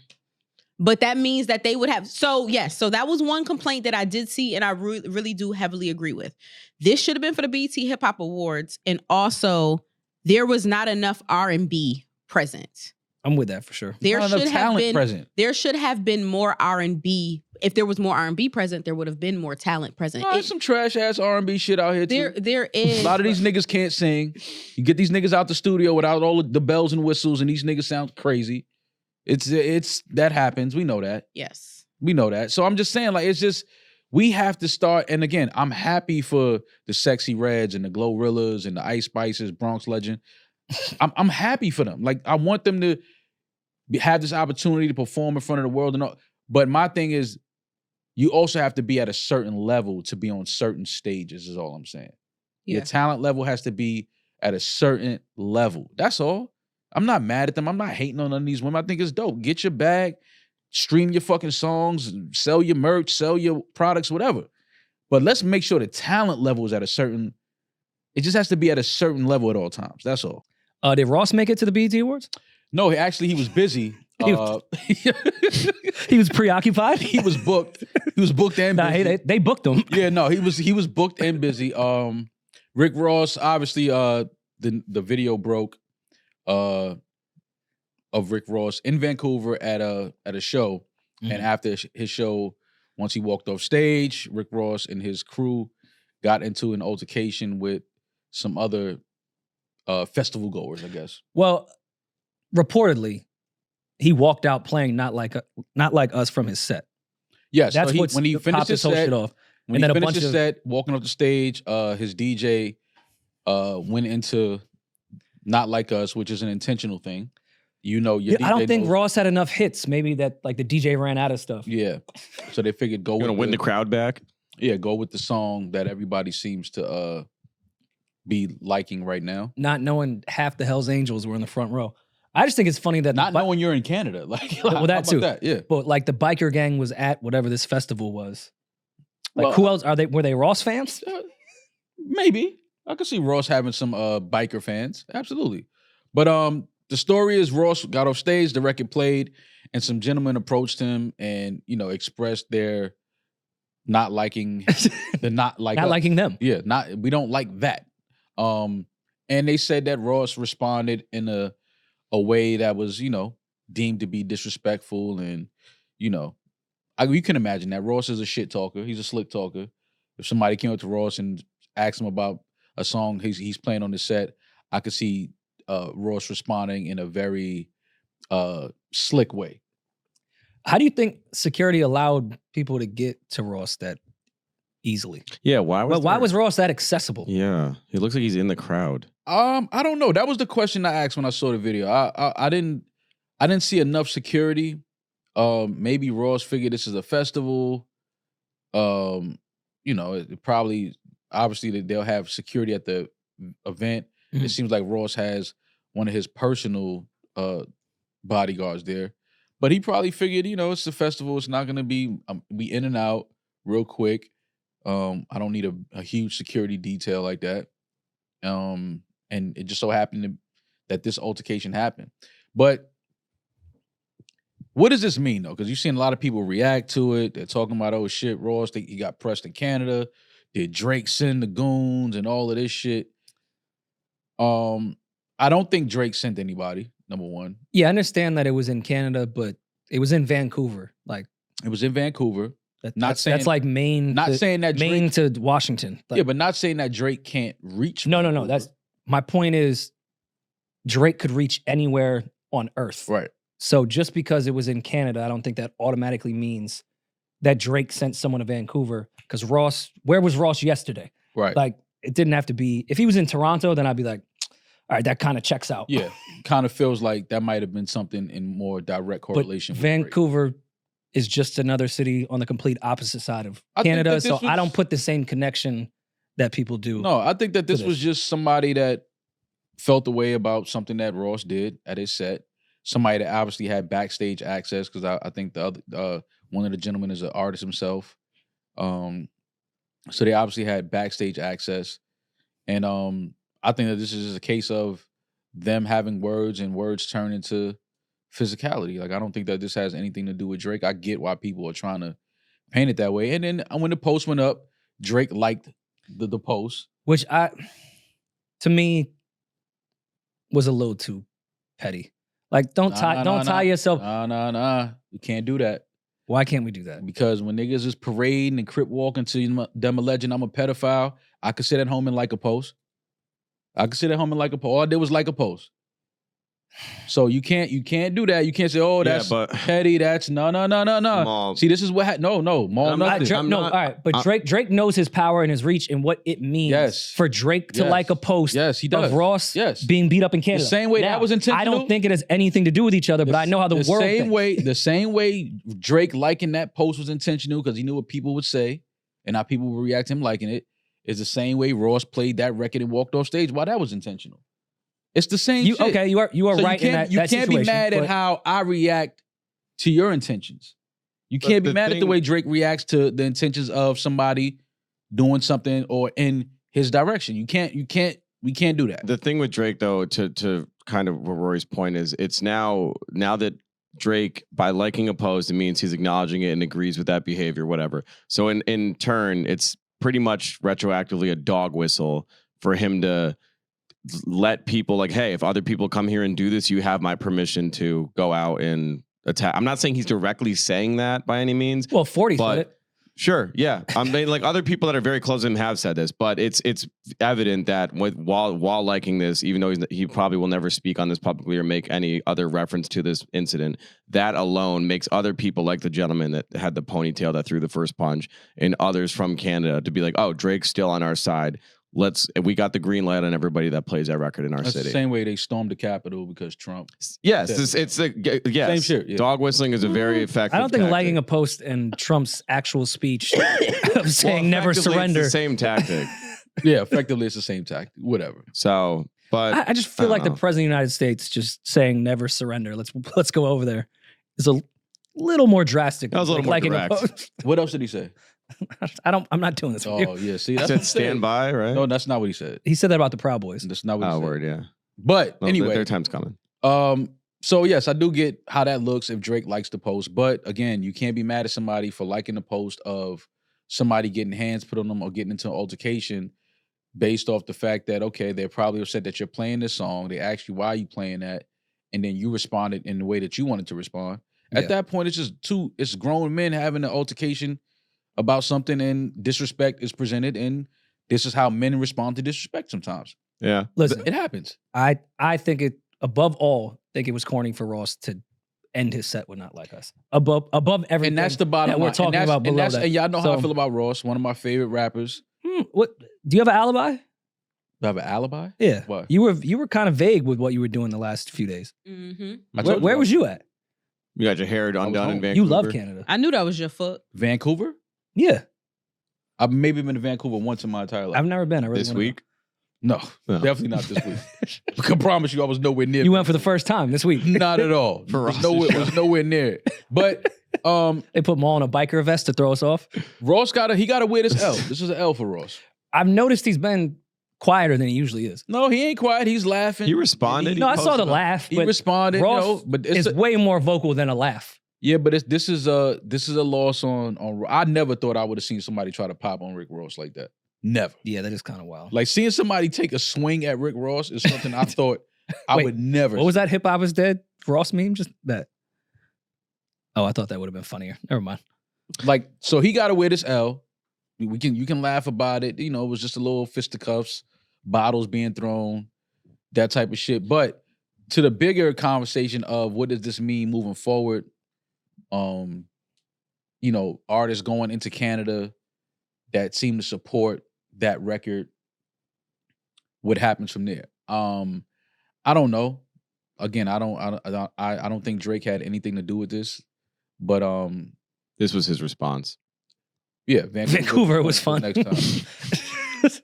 You know what's funny? Drake is such a fucking conniving asshole. I can't look at Rick Ross's jet without thinking of the line when Drake said, "You wrap your jet every time because you share it with so many people." It's such a And didn't good it just diss. get shot down? So that's a new one that he rapped in Vancouver. Oh, it's such His a jet good got diss. shot down. One of them had like issues. Yeah, I mean, thank God no one got hurt, but yeah, they had like an emergency No, you landing, said shot down or shut down? shot down. It didn't get shot down. What Rory's is Rory being talking dramatic. about? But Didn't even Drake say that in one of his bars? That he shot the plane down? Anyway, A landing gear got stuck. Yeah. Not Don't shot. fuck with the boy. yeah, shut the fuck up, Rory. You don't know who Drake has in TSA. that's a loss for Ross though. That's a loss on his jacket. He took it out. It was weird. It And was then weird. then they laid your man out. Ooh, when the security guy gets laid out, that's a tough look. They man. laid your man. No, I don't think that guy that got knocked out was security. That was his DJ. Well, no, his DJ got his chain took. Security got fucked up too, though. But also, if you're gonna ask my DJ to play a record that could get us into some heat, you gotta protect me. If I'm your DJ and I'm just a DJ, and then you're like, yo, Yeah, you I gotta ain't play a gonna lie, record man. that could Ross- get you in some trouble. Ross ain't get as Ross active has to as protect his DJ. He ain't get as active as he was supposed to. No. He didn't Ross get ain't active throw at no all. punches. He was supposed to get more active than that. It is possible that the DJ made that executive decision on his own. No, he didn't. No, he didn't. I can't see. Let me promise you this, Demaris. Ross knows every song that will be played on that stage. I can't see his DJ just doing that. No. Without Ross being comfortable with it. I can't see it. That's not a Now, that's not a maybe move the DJ makes. Maybe his DJ would play the diss Ross has to Drake, but no one would say anything. Yeah, That's and then you playing this record. It's like Ross isn't on this record. yeah, like what is you like? Again, that was intentional. So it's like okay, when you start doing things like that, you gotta be willing and prepared for everything that comes behind that. Yeah, when you played it, you should have like squared up. When I believe the dudes that approached him, they probably approached him like, "Yo, that's not cool, bro. Like playing that record here, like we not doing that." And then I believe Ross, because he's a slick talker, he's a shit talker. He probably was like, "Who gonna stop me? Who gonna do something about it?" And damn, Yeah. ears on the floor. And then someone did something about it. Yeah, and then his whole now crew- you're talking to his whole crew somebody got that washed. now you talking to somebody that they get active. They're like, okay, we ready to shake in here. I just feel like Ross didn't activate the way he was supposed Is that the DJ? Who got slept right here? Ross was supposed to lose his chain, lose all that shit. Fuck all of that. Start thumping with all them niggas. But you can't get escorted out the back and your man is laid out like a mermaid. Maul. They carried him out like his legs was tied together. Look, They took his chain Look, and his Serato. That's like the fins that the mermaid have. Like, And they tried to grab him back to beat him up again. Like the dude was clearly knocked out. they tried to take his sneakers off. like at this point, we brawling, man. Which, by the way, though, we joking, but I feel bad for that DJ because I do fully believe Ross asked his DJ to play that at the end of the set. Of course he did. So I play that, doing my job, and now I'm getting... Now I'm unconscious. Yeah, like what the... I didn't sign up for this shit. Oh, I wouldn't have did it. I wouldn't have did it. No, you would have played that record. No, I wouldn't have. Shit. If you Ross's DJ, Yeah, if I was and Ross's y'all had a DJ, show yes, and he yeah, say, probably. "Yo, when I walk off, play that record," you playing that record. Now you might say, "Yo, big I don't homie, you think that's a good we should do idea?" that. I don't think we should Yeah, do because that. I would have been You like, can "Yo, big, consult with yeah, him. yeah." I'd be like, "Big homie, hold on, let's talk about this for a second." We in Canada. Granted, we not in Toronto, but we in Canada. We know what that's intentional. What are we doing, bro? Because we on this side of the border now. I would say anywhere but LA. I'd be like, all right, you sure? Yeah, like this, You want to do that? and it's just not necessary. Yeah. And See, that's this the wasn't part- just a Ross show, right? It looked like a festival. So I'm sure not For like sure. us played a million times. Like, Yeah. I don't know if they needed it on the Ross set. Yeah. I don't know. Does anyone find it weird that we haven't heard anything else about the shooting in front of Drake's house? no. No, I don't find that weird at all. It makes sense that we haven't heard anything about it. Great PR. Of course, but no one finds that insane that a security guard in the midst of everything that was happening was shot outside of one of the biggest artists on earth house in a residential neighborhood of a bunch of other millionaires and billionaires. And we only heard about it that day. No. Well, to be fair, we're American media. We are, I'm sure Toronto That's world media. shit. That's not local I think we'll North hear, York, Toronto news. I Drake think we'll hear wasn't there, about it. though. I think we'll hear about it once an arrest is made. Yeah. But I think until then, I don't think we're not gonna hear like, yo, still no suspects found in the Drake. I don't think we're gonna hear about that. Well, we do know the biggest beef. But like no conspiracy, like the internet That's what breaks you want. everything. You want the No, conspiracy. no. You want the Yeah. conspiracy. I'm not saying conspiracy in the way my tinfoil hat conspiracies, but I'm saying the way people on the internet Like even nobody's talking just about it. break every last thing down and find the fucking suspect before the cops do. That's what I'm saying. Yeah. I haven't seen even any of that type Well, of we said even amidst this whole beef that the real issue here was with the weekend in Drake. Yeah, So we're sure. talking Canada within Canada. So I think that's the show I'd keep an eye out on is when the weekend starts doing activations and he's seen outside in Canada, what that's going to look like. Now, I That's understand the real issue. I understand the PR between Drake and also everyone that lives in that neighborhood. Mm. They don't want that to be a topic ever. Yeah. When I know everyone in the neighborhood that Tory Lanez shot Meg Thee Stallion in is pissed how long that narrative's been going in their neighborhood. Yeah. So I get it, but nobody? Like, we've been talking about this beef for months, and we just always ignore that incident happened. Yeah, I don't know. I think again, once a suspect or somebody is arrested and things, I think that's when we'll hear about that shit again. But I don't think how is there not a suspect? How is there not a photo the moment that shit happened with the amount of cameras in that neighborhood? Sorry if I'm sounding like Vlad right now. It's just weird to me that we haven't heard about it. Yeah, no, I thought there'd be a photo within an hour. Yeah. This is the license plate. If anyone knows this license plate, please contact Toronto authorities. No, I feel you. It definitely disappeared quickly, and we didn't really get any other news about it. So I understand what you're saying, but I really wasn't concerned about that shit. Honestly, like I mean, it's crazy that happened, but And prayers to the security guard that was shot. Yeah. It's just crazy that incident happened and no one said shit. Just moved on. Were you concerned about your Lakers? Was I concerned? No, I'm not concerned because I mean the Lakers they're not going to win a championship. We're not winning shit for the foreseeable future anyway, no matter who they drafted. But what was worse for the Staples Center? Bronny being drafted or Childish Gambino not wearing drawers? Childish. It was the You're crazy. shit ever. This is the sickest You shit gotta ever. put your feet away when you performing for Usher, man. Come on. So Bronny James got drafted to the Lakers over the week since we've been going for a few days. So Bronny James got drafted. First of all, congratulations to the James family. This is a something that I don't think we've obviously never seen before in basketball, and I don't think we'll ever see again. So shout out to them and salute to them for that, because that speaks to just a certain level of hard work, consistency, focus, things like that. Like it's not what we're witnessing with this. This is not something this is like a movie that we all would have seen this happen in a movie and be like, that would never happen. That's corny. I mean, they already have the most combined points of any father-son combo in NBA history. Already, the day he was drafted. Yeah. Which is a crazy, insane stat to have. No points, already number one. When I was going through the list, that kind of blew my mind. To think that LeBron has that many points in the NBA. Before that, it was Kobe and Joe Bryant with 38,000 points. Mm-hmm. Bron is already past that at 40,000. Yeah. So, I mean, Bronny could just average the same he did at USC, and they'll be fine. They'll still be the record greatest. is still fine. Let me say this. I support Black and Hispanic nepotism. I support that. Same. Because we don't get an opportunity to ever experience nepotism. We get left with debt. We get left with motherfucking old Buicks. So for your dad, said niggatism? Yeah, that's niggatism. Not nepotism, that's niggatism.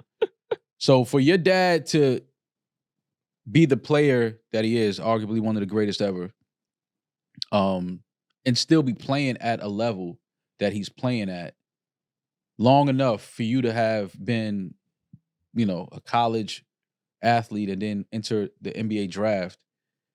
I mean, we're never going to, I don't think we'll ever see this again.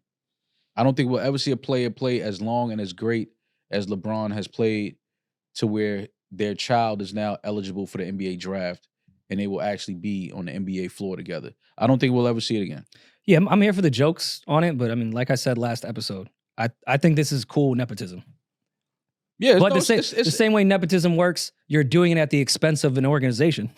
Yeah, but they may not be fit for this role, but it happens every day. I mean, Jeannie Buss, Succession Her NBA father version. owned the Lakers. Like that's nepotism for sure. You know what I mean? Like it happens on every level. We're just seeing it now on this level. I mean, Giannis has obviously his brothers on the roster.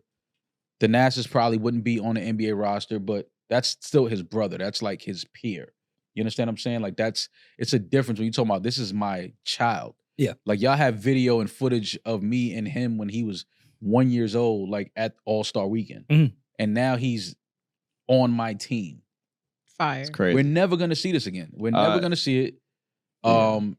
Now, from just a basketball standpoint, waste of a pick, but I love it. I don't think I'm still on the side of it. Listen, the greatest 55th pick ever in the NBA draft is probably Patty Mills, right? Okay. Yeah. Solid player, solid professional, solid player, won championships with San Antonio. Spurs legend right there. Solid player, right? What do you average in college?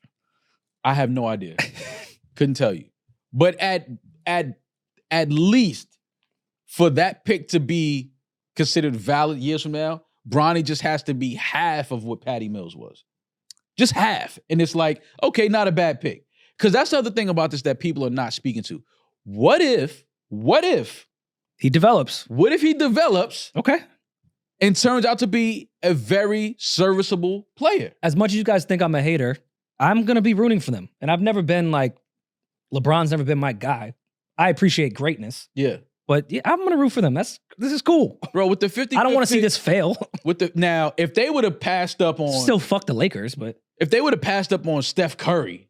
The Knicks... Or fucking Carmelo Anthony... and drafted Bronny, then I would be like, all right, listen, I get it. I understand, but goddamn, bro. Like we couldn't wait till the second round. He would have still been there. He would still been on the board. So that's why I'm not too mad because it's the 55th pick. Did the Lakers have any third round picks? I'm not sure. Well, there were a lot of the conversations they were saying like Because he still would have been there. Because Bronny, the best player on USC, got drafted relatively early in the first round. And there's all the he shouldn't be drafted. And I put all that shit aside. There was another kid on his team that was like a very good, like another star, perennial star of that team that didn't get drafted. Yeah. So people were He trying to averaged compare. 16 points, I think. Yeah, it was But double-digit score. This is and I've had this conversation for days already. But this is my response to that. All of these players, all of these kids, they worked out for NBA teams. Like they actually worked. So if that kid that was on Bronny's team who averaged like 16 or 17 on the season, if he didn't get drafted before Bronny, guess what? That means a team didn't think that kid was that good. Well, he worked that's kind out, of what they saw everyone's. him. That's what everyone's kind of speaking to, though. That no one's saying that other gentleman should have been drafted. They were just suggesting he averaged way more than Bronny and still did not deserve to be drafted. That's what people are getting at. But now, cool. We know that But there's potential and not potential. Listen, we know the nepotism play is cool. We don't even have to talk about it. I like that they didn't even try to hide it. We know what happened. All I'm saying is let's give Bronny a chance because all he's been granted with this is an opportunity to prove if either it was worth it or if it wasn't. I mean, it's just an opportunity to prove us right or prove us wrong. Again, back to them throwing the nepotism in our face. My prediction was he would have went undrafted. He would have had this stellar workout with the Lakers and been a walk-on. Mm-hmm. That was what I thought they were going to do. Yeah. I love that they said, nah, second round, $8 million contract. Well, when Like, I seen there you go. When Rich Paul, I forgot which show he was sitting on, but he said when he spoke to Bronny, and Bronny told him, like, all I want to do is hear my name called. That's all I want. I just want to hear my name called. Yeah, that's the moment every kid wants. So when Rich said that, gotta get him drafted. I said, "Oh, they're gonna draft him. They're gonna draft him." Yeah, because again, and then shoot a video of him looking surprised. I was on the side of you saying, let him go undrafted, go to Vegas Summer League, go to training camp with some teams, work his way on. But the thing is, LeBron didn't want to because LeBron said it years ago. He wants to play with Bronny. So we were talking about it all last year. Well, shit, where's Bron gonna go? Like, who's gonna draft Bronny? Because you draft Bronny, you basically get LeBron too. I think they made a decision like, yo, Bron is not leaving the Lakers, so let's draft him here. The Lakers granted LeBron and Clutch Sports that. They said, okay, we'll draft him, guaranteed contract. He'll come in, he'll work out. But in talking to players that I know that are in the NBA, past and present, they feel like Bronny right now is better than some players that are in the NBA. Right now. They're like, yo, bro, listen, we get it, but he's definitely better than some guys that are in the league right now. Some people are like, okay, cool. Now, this is coming from people that actually played the game, not just watch and analyze and have these platforms. This is coming from guys that have played at that level that are saying Bronny is definitely better than some pros right now. Name a pro. Yeah, who they said? I mean, we probably. I ain't gonna say no names, but for them to say that, we wouldn't know because they don't touch the floor. Yeah. So now my point is, look, every team has players that don't touch the floor. Yeah. Now listen, Bronny is not going in here and getting the starting point guard position. He's not going to be starting. He's not going to get a bunch of minutes. The Lakers are blowing somebody out, for marketing and all that. They'll let Bronny check in with LeBron. Let LeBron set the screen for him. He come off and shoot. Give us that the moment. Give us the moment. Give us the moment.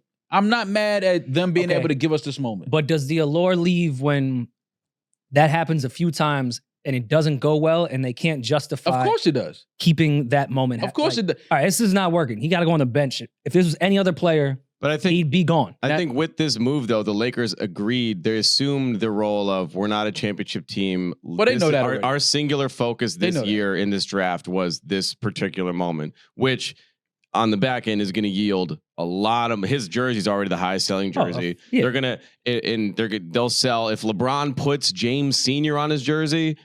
Guess how many more jerseys they're going to sell of that one? If they don't do that, So that's the stupidest we're going to thing get ever. potentially a new LeBron jersey. We already have Bronny's jersey, and if Bronny puts a James Jr., they're going to fucking bundle them, sell them as a combo. It's a Travis Scott album rollout. Like they're going to make so much money in product off the back end that I think for a franchise that's been this winning But for this long, how they justified it. yeah, Like, but it's everyone worth knows it because this was they're gonna going to be- really realistically, Maul, they're going to pinch what 2 years out of this. Probably more. I think You Bron is think? going to be there when Bryce goes. I don't know. That'd be crazy. That's That'd be nuts. too crazy. How old is Bryce now? 17. 3 years away He's from that. 17. He just signed a 2-year extension. Bryce is the best. So we know LeBron is going to be there for at least Shit. 2 more years guaranteed. Yeah, We 3 years away from, I don't know, man. Bryce being eligible for the draft. That'd be crazy. that could happen. But Bryce is really nice. I hope they allow him to develop somewhat in college. Just doing a quick freshman year thing and throwing Bryce in the league. That's my problem just to make with another this. moment is kind of Now- like, That's my all problem. right, man. with Like, this what are we whole doing? thing. The only thing that is to me, again, I support Black and Hispanic nepotism. The only thing to me that I feel like is bad about this situation is the amount of pressure that is on Bronny now.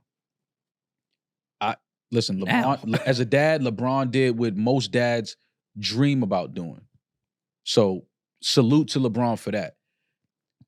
But I don't think that they have factored in the amount of pressure that Bronny is going to be under. I think Bronny, for a kid to have a heart attack a year ago, Yeah. and be able to have This is the focus crazy. and the drive to work yourself back into condition and have the fucking confidence to fucking be active and play sports at a high level, it speaks to the drive and the focus that Bronny has, whether he was LeBron's son or not. Just him as an individual and as a human being, having that drive and that focus after the heart attack to still chase your dream. Bro, I know a lot of people that would never run full speed again after they have a heart attack. They would never want to get their heart rate going. Like on the fucking court having a heart attack. so you Like, talk about having that ability to focus. I'm rooting for a kid that has that drive. I'm rooting for him. Now it's a lot of pressure when your dad is who LeBron is. That's a lot of pressure. But now that your dad ushered you into the league, got you this spot, that's a lot of fucking pressure on Bronny. And he's already showed us that he has the drive and the determination to chase his dreams. So I'm not doubting him. I'm just paying attention to that pressure. Being in Los Angeles, wearing the Lakers jersey, your dad being who he is, people thinking you're not good enough to be there. You're only there because your dad got you drafted. Players are gonna set hard screens on him, try to send a message. Like it's a lot of shit that Bronny is gonna have to deal with. I think he's up for it. Growing up in a household with somebody like LeBron being your dad, you've obviously been around NBA coaches, the NBA game, so you know what to expect from that side of it, from the physicality and just being conditioned and you know what to expect as far as playing. But all of the other shit off of the court, I don't think that they factored in, and it's gonna be tough for Bronny. They're gonna give him Hell. so much shit. They're gonna give him so much bad press and so much, I'm just waiting to see if he's able to tune all of that out. Yeah. Which he seems like he is, because like dealing He with a seems heart like attack. a great kid. well, I'm also curious how LeBron is going to handle a lot of that, especially being on That the same too. team. That too. But I just think it's gangster that Bronny gonna be driving his pops to the game and they get out the car together and they catch them walking in the game. I just think that's fly. The You think first, the tunnel when they walk, they That's walk out gangster. together. That we get to see that? You guys think they're going to Come on, carpool? man. Huh? Think they're going to carpool? Absolutely. Well, you have to in LA, right? Are you kidding For- me? You don't I think mean, for Boxing. environment reasons. my nigga, Yeah, you for don't the think environment. LeBron is gonna ride Carpool lane? shotgun? And they get to ride in the fast lane because there's 2 of them in the car. Yeah. You don't think Bron is riding shotgun while his son drives them to work? I assume they both had drivers. They not, no. We ain't. Bryce is the driver. Do they live together still? No. No. I don't know. There's no way. It could be a whole wing still of the live house there. that could be his. I don't know. Yeah, they still live in the same house. Really? Absolutely. Man, get those. I wouldn't move out either. I ain't gonna lie. I'm not moving. You might For not what? have to see your family in a house like that if you don't want to. My criticism this whole time has never been directed at Bronny. I think he's a great kid. I think his life, no matter what, is going to be amazing. There's one thing LeBron said at the beginning of this process, even years ago, before Bronny was even at USC. He said, my biggest regret was giving Bronny my name because he'll always be looked at like live up to my But thing. not only did you give him your name, you gave him your jersey. But this is the thing. It's so hypocritical of Bron to say that and have the ability to look at himself and be upset that he did that. But then at the same time, he has the heart attack. He does the USC route, and then you rip him out of his college experience and put him on your path. This is I'm sure it's Bronny's dream, but at first this is Bron's dream. So Bron robbed his son of his college experience, his developmental years, for the potential best years of your life. And this kid can do whatever the fuck he wants. He does not need to play basketball. Yeah. But then you just bring him into this league that he is not prepared for. No, Bronny he's going to get scrutinized every fucking thing that he does. But see, the thing is, you say he's not ready for it. He's not prepared for the NBA. As far as just the game, skill, or just like no, mentally, I'm sure he can handle it. But this is what I'm trying to tell you: guys that are pros now, and guys that are retired that I've spoke to about this, they feel like right now he's better than some guys on NBA. A lot of guys on NBA rosters. Okay, well, he could have taken some more time to develop and be even better. Time in college. I'm with you on that. Now we look at, because everybody's like, oh, he only averaged 4 point something his freshman year. So did Jimmy Butler. Jimmy Butler's freshman year at Marquette, he didn't do anything. Now Jimmy stayed in school and developed. Come on, he stayed in school and weird developed. Comparison. But now we know Bronny is just given the opportunity to develop at the pro level. Again, I'm cool with this. My only issue is similar to what Julian is talking about. Don't make the last thing on your checklist of your career the first one on mine as your kid. Like, I get it. LeBron is trying to go off into the sunset. This was the last thing. I get it. LeBron has chips. I get it. Point MVP, anything you can think of. You know what I say to that? The first thing on his list is my son. So what? So what? We've never seen it. We're never going to see it again. And Jason Tatum is not going to be in the league when Deuce is fucking 20 years old and try to enter the draft. Tatum is not going to still be playing basketball. And also, y'all don't y'all keep saying Tatum? Let him 26. Stay in. Y'all saying let him stay in and let him develop. This is a once in a lifetime opportunity. Bronny could have stayed in school and blew out his fucking knee and never got to the NBA and never got to play with his dad. Y'all keep putting it like that's only Bron's dream. Okay, he could also blow out his knee in the first NBA game. I guarantee he made it though. He made it and he played with his dad. I guarantee he wanted this more than LeBron did. Y'all keep saying this is LeBron's dream to play with your dad. It's definitely LeBron's dream to have his son play with him. Yes, but why wouldn't it be Bronny's dream? Exactly. I think it was Bronny's dream to go to the league, to go to the NBA, to play with my father, who's the greatest. Absolutely. I think that's a cool add-on. Absolutely. I don't think Bronny would have been upset the way LeBron would have been upset if Bronny just went to the league. That was his goal, in my opinion. But like Baby D just said, what happens next year if fucking we gotta listen, bro. I hate that comparison. Anything with sports, because that could happen. Exactly. So we rip him out of college and put him into the most high pressure league under the lights at the Staples Center. Not that we rip him out of college. We give him his opportunity to prove. It's just he's not. Look, if the goal is to get to league on your term. It just annoys me that it doesn't seem like Bronny's in control or in the driver's seat of any of the actions that's happening in his life. That's what I'm critical of. But those are y'all putting those decisions. Because it's LeBron choosing the path for Bronny that best fits his timeline. I get what you're saying. That's my problem. I get what you're saying, but the thing about it is, Julian, if your dad is LeBron and the route that LeBron took, and as great as we thought LeBron would be coming out of high school, LeBron James overachieved. Oh, he did. Of course. Yeah. He definitely did. He surpassed everything that people ever said he would be and he would do. I think that LeBron looked at it like, listen, my son had a heart attack. Life is fragile. We don't know what tomorrow. If we're able to make this happen right now, if LeBron, because here's the thing about it. If Bronny went on to do 4 years of UFC and average 15 points a game, guess what? People would still be saying he's not good enough to go. Oh, I mean, that's a fact, for sure. And I take back a little bit. You understand what I'm saying? So it's like, regardless if it happened after his freshman year or his senior year, the writers and the analysts will be saying he's only going to get drafted because he's James Jr. Exactly. No matter what he did. So we can stop this shit like, LeBron's throwing his dream. Of course it's LeBron's dream to want to play. Who wouldn't have that dream as an athlete that has kids? That one day my son might be on the bench with me playing on the same. What father would not want that to be his reality? So yes, LeBron James has worked hard enough. He's been consistent enough. He's been dominant enough. He's influential enough. He's powerful enough to make this happen. We've never seen it before.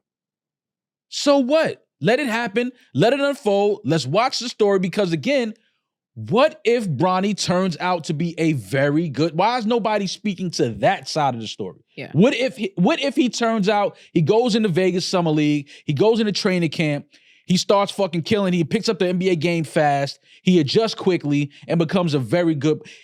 He just has to be Derek Fisher. Don't do that. Don't do what? Just having to beat Derek Fisher is crazy. Derek Fisher Yeah, can not a play. hard Just having to task beat at all. Derek Fisher. Derek Fisher can He play. hit one of the most Can important play. shots in Laker history. It's still only one shot. Well, not compared to Robert Horry, but It's still one. I'm just saying, that Derek Fisher went over the Spurs? Derek Fisher's numbers don't just fucking... Robert Horry against the Kings. Fam, that Derek... All right, look, Fuck I'm that, not... fuck that shot. Y'all talking about some shit that got nothing to do with nothing. Shot. I'm talking about some real shit. All Bronny has to... Yeah, because all that other shit is stupid shit. All Bronny has to do is just be a decent player. Derek Fisher is not a fucking once in a lifetime player. He's just a good player. He's a decent player. He was a great player. He was a great As role far Y'all as- throwing great around too much, He man. played on Dog. a championship team. So did fucking consistently. Mark Madsen. Nigga, he's not a fucking great player. So did Samaki Walker. He's not a great player. You don't think Fuck are Derek y'all Fisher talking in the about? role he played with the Lakers did not make him a great point guard? No. I don't Okay. think Derek Fisher was a great point guard. I think he was a You think good he's point Mario guard. Chalmers? That's what you think? Yeah, Mario Chalmers is not a great point guard. I know, He's not but you're great. talking about him like he's fucking Mario Chalmers. What did Derek Fisher average for his career, bro? On that Laker You can't run, talk about the talking about, impact man? Derek Fisher had on that fucking Bro, team. Derek Fisher's not he was a great player. Double digits average on the two championships on the Lakers team that he won rings. Double figure scorer. That's a great player? Shaq and Kobe? Was Shaq and Kobe on your team? That's not a great... When you probably get, 10 touches a game? That's because not a you great Shaq player. And Kobe on your I'm not team? saying he's Tony Parker, but Exactly you my can't say he's fucking not. point. When you're a great player, you get more than fucking 3-4 shots a game. When you're a great player. The fucking team is revolves it's around Kobe, honestly. Shaq and Kobe. So what? He went to other teams where Kobe wasn't on his team. Was he a great player there? He was older. Man, Derek Fisher is not He was a towards the great... end of his Yo, career. stop it, man. Cut Is the he a shit. great coach? Cut the shit. No. I Fuck, he's not a great player. He's not a great coach. He ain't a great nigga. What are you talking about? Actually, I have heard some nasty. He's actually done some nasty He shit. ain't Now I great. think about it. Ain't nothing great about Derek You Fisher. hate Derek The fuck was great? Maul hates Derek. I don't see it, and then y'all do I that. don't like that. Y'all I don't do like that. don't- I y'all do don't that hate to Derek Maul a Fisher. lot. That's what y'all do to me anytime No, I go on a 'cause you rant about literally somebody. hate You be everyone. hating. Yeah, Who do I you- hate? Everybody. Everything. Yeah. Everyone. Chris Rock. Yeah. You said Little Yachty stole Child's drums. He never even heard the fucking drums. That's hate. That means I hate Lil Yachty? That means you hate that he had those drums. No, I like those drums. You a No, hater. you a hater. I'm not hating. I'm hating the fact that y'all putting the name great on a player that wasn't great. I'm hating what y'all are Were saying. the drums great? Drums are really good. drums are really good. But yeah, that's all I'm hating. 5-time NBA champion, Maul. Thank you, Shaq. Thank you, Kobe. That's all I'm saying. So all Bronny has to do is go in and be a good player, and the pick is not wasted. That's all I'm saying. It's gonna be a lot of pressure, but he knows that. He knows his last name. He knows who he looks like. He knows who his daddy is. He knows it's gonna be tough. I'm just happy to see a young black kid experience nepotism at this level. Yes. And I just want everybody to stop putting all this onus on LeBron, because I don't think that Savannah and LeBron are pressuring Bronny to do something that Bronny doesn't want to do. Bronny very obviously wants to do this. Baby D, we know a bunch of kids that come from great families and can experience nepotism at the highest level. Guess what? A lot of them niggas is strung out on drugs. Mm-hmm. Motherfuckers is doing all kind of, getting arrested, DUIs, all kind of shit. So now that we see nepotism on a level where a kid can become a professional player and just get a shot to prove people wrong, Mm-hmm. I'm rooting for that shit. Yeah. I don't give a fuck with none of these people. Oh, Bron got, yeah, so what? What your daddy got you? Because all my daddy got me was a motherfucking old starter pistol, nigga. That's what I got handed down. For real? Not me, I'm just Oh, saying. okay. Niggas, you know. Not me. I actually loved her genuine concern. Like, really? Yeah, no. Oh my not me, gosh. baby, no. But I'm just saying, like, we don't get to experience that type of nepotism. Yeah. Like, so for us to be able to see it, yeah, because if this was a part of a movie script, we would all sat there and watch it like, man, this shit will never forget the fuck out of here with this unbelievable shit. Well, I Yeah, hope the that movie he is does Sixth really Man. well, because I Unbelievable. think that if he does really well and has like that story where he becomes the greatest, the movie is Come gonna be on, amazing. man. We're gonna What cry. are we Like, talking- it's gonna be great. Like that Let's story. not get ahead of ourselves. That story is, come on, bro. The This is- greatest Damn, so you a hater. You a hater.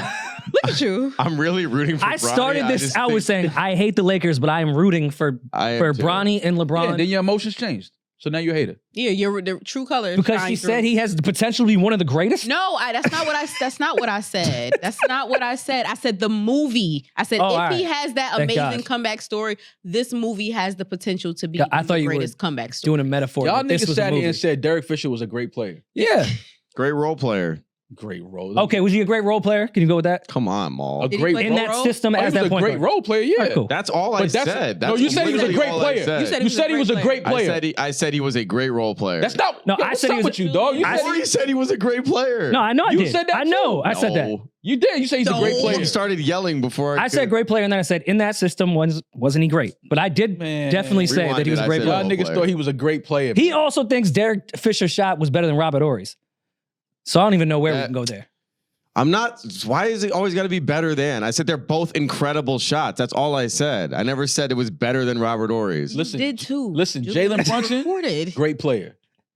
Derek Fisher ain't Jalen Brunson. Well, why are you comparing him to an all-star? That's not fair. Exactly my point. But you can compare him to another role player. That would be a more T.J. McConnell. It's even lesser than that. I would say. This is just Derek Fisher is a lesser of a player than T.J. McConnell, and you called him great. I didn't call him great. You did too. Yo, what is he talking about? This is the A-list and B-list conversation all over great again. System player. You didn't say system did not come out your mouth. System. Now it did. Julian, it's okay to say I was wrong. I wasn't wrong. Listen, man, shout out to Bronny James. Shout out to the James family. Shout out to Savannah. Shout out to Savannah. Well, her husband and her son got a job. Yeah. You know what I mean? She's doing all right. She's holding that household down. She's doing pretty good over there. Isn't Zuri like killing it on YouTube and shit? Yeah. Listen, man, didn't Savannah just start a podcast as well? Great family, man. That's black royalty right there. Workers in that family. Shout out to the James family. Shout out to Rich Paul. And Rich said, none of you niggas draft Bronny. Shout out to Adele. Why you went? Is she still with Rich? Yeah, she love Rich. Nice. That's her man. Said it right on stage in Vegas. Yeah. You want to stay on basketball, guys? Did you see the WNBA All Star lineups? WNBA All Star versus the USA Women's National Team. The national team is gonna smoke the WNBA All Stars. It is what it is. But I do like this. I do like them putting the WNBA All Stars against the USA national team. I think that's a cool way to kind of spin the All-Star weekend. It's unfair. But it's cool. Because none of y'all can guard Asia or Diana Taurasi, but you know, it is what it is. Yeah, I'm definitely gonna watch. It'll be fun. This is a fun stat. So they released the amount of votes, the top 5 women that were voted from the 2023 All-Star ranking to the top 5 from this year. And look at the jump in amount of votes from just a year's difference. Yeah. That's awesome. This is incredible. Shout out to Caitlyn Clark and Angel Reese, man. They again, we spoke about the way they've lifted and elevated the WNBA platform. I just hope that it reflects, obviously, in these types of votes, people coming out to games, people buying merch, the women, the players getting paid more if people support the league more. You see how it all just is a cycle of giving. Liberty 17-3. Yeah. Can we go? Their games are fun, and they play at the Barclays. They're not like playing in like some rinky-dink bullshit. And Ellie's the best. Ellie's so cute. I'm the only one here that has been to a WNBA. I did courtside at the Liberty last year. And shout out to Brianna Stewart, big Syracuse, baby. Big Syracuse vibes.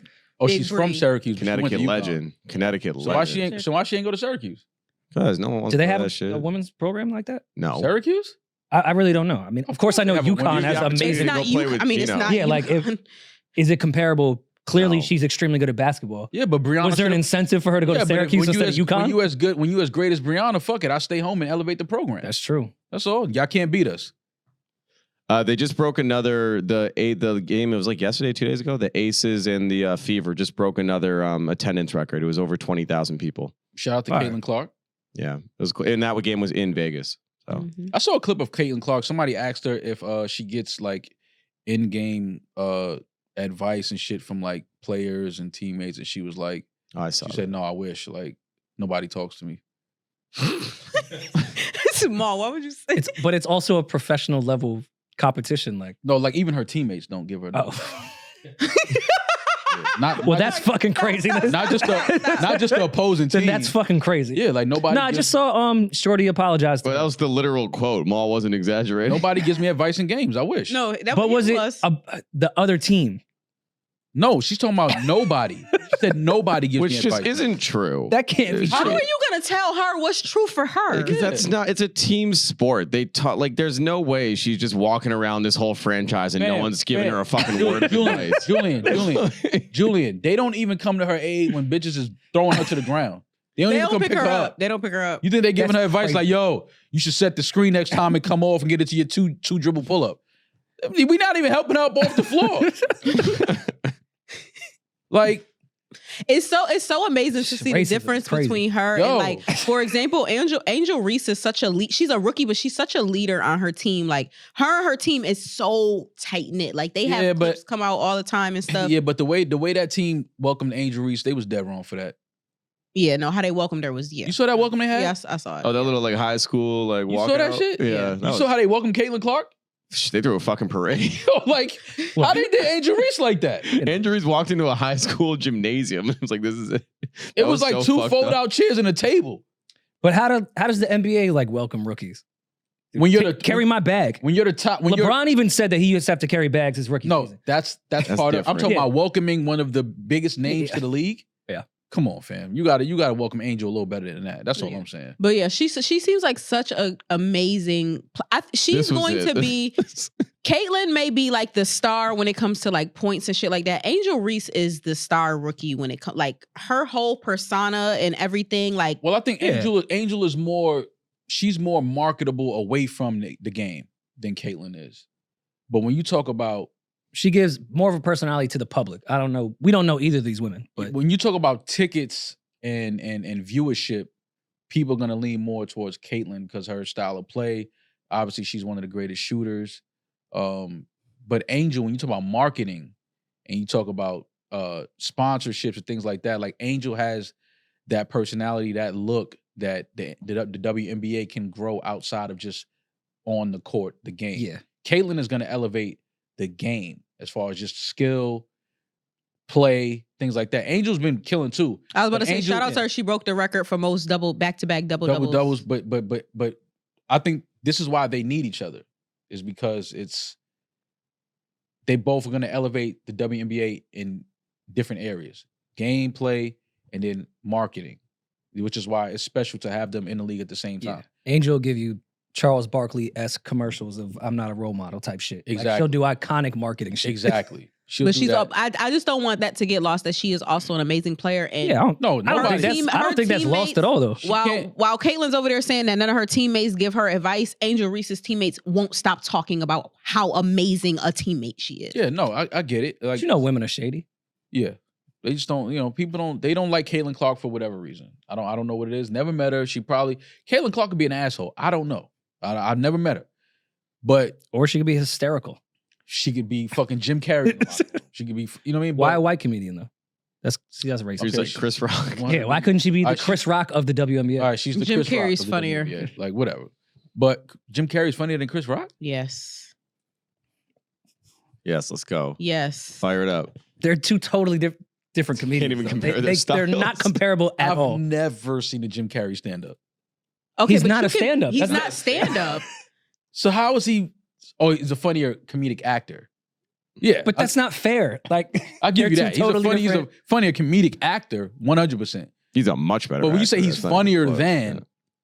I don't know if Jim Carrey is funnier. I feel like if Jim Carrey and Chris Rock were in the room together with you, I feel like Jim Carrey would make you laugh more than Chris Rock would make you laugh. well, That's actually it's true. different types of comedy. Yeah, but Jim that's Carrey is also- more of a clown. Mm. Like Jim Carrey will do clown shit, where Chris Rock might react to something and say something, and you'll start fucking like, yo, 'Cause that was fucking. I've seen that question before of like, if all the comedians in the room, who would make you laugh the most? I think like Tracy Morgan and Mike Epps would make me laugh before Chappelle would in a room. Yeah, Like they're that type of funny. Yeah. They're on the block funny. yeah. So that's such a weird. Yeah, I think Jim Carrey would make me laugh before Chris Rock in a room. But I feel like, yo, Mike. if I wanted someone with a microphone to just talk, Chris Rock, and it's not even remotely close. If you put all the comedians in the room, who do you think would make you laugh the hardest? It might be Cat for me because Cat Cat would be up don't even there. gotta open his mouth. Yeah, Cat would be up there for sure. You're just seeing him is funny. Cat don't even gotta open Just his seeing mouth. Cat like raise his eyebrow might make me start dying laughing. Or roll his eyes at somebody or something that walk in. Boy, I'm gonna be Cat Williams just walking in a room is funny. Because I'm like, yo, what is... Because his outfit's going to be crazy. Yeah, it's like, yo, what just is he off the doing outfit here? alone. Yeah, Cat Williams just walking in a room, I'm going to laugh. And I feel like Kevin Hart is probably way funnier in person than he is on stage. I feel like Kevin Hart is probably Kev would be funny in like insane to be around. Yeah, for sure. I don't know what... shout out to Caitlyn Clark and Angel Reese. WNBA versus USA national team. My money's on Asia and Diana Taurasi. That's all. I'm rolling with them. I'm going to try to get us Liberty tickets. And shout out to Bronny once again. Fuck y'all for hating and being mad at nepotism. I support Black and Hispanic nepotism. Let us get a taste of the nepotism. Before we get to voicemails, I mean, a lot of new music came out. Maybe we save that for Patreon. We need to talk about new music. Okay. We have to talk about music. I think Lucky Daye is candidate. We're in July, right? Yeah. So a little past halfway through the year. Lucky Daye may have album of the year for me. Really? You think his album's better than Bryson's?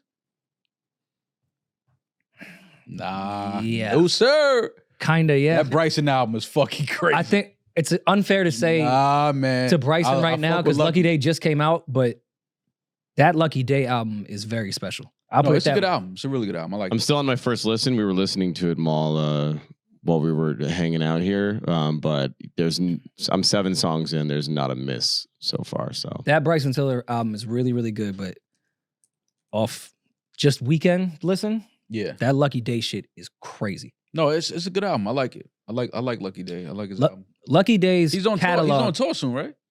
I would imagine. Yeah. And this album, I need to see live. It's one of those that you need to see live. Yeah. But just looking back at Lucky's catalog right now, we need to start having some conversations. He don't really miss.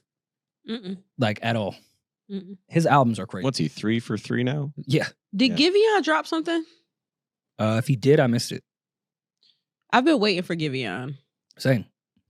Yeah, y'all kind of canceled him after I ain't cancel a fuck ass thing. After him and I went right to his album. Justine Skye. And a little breakup. And I love that he started his album with his grandma saying, "Yo, it's okay. It was her fault." Yeah. That's like his Will Smith moment. Hold me down, Granny. Yeah, no accountability. Did you guys? Anyone else here? I asked Rory. I don't think he listened to it yet. But either of you, check out the James Blake Yachty album? I did. Bad Cameo. I did. Thoughts? It's cool. It's all right. It's cool. I love James Blake's sound, and I thought Yachty might be able to pair well with it, but it's a little.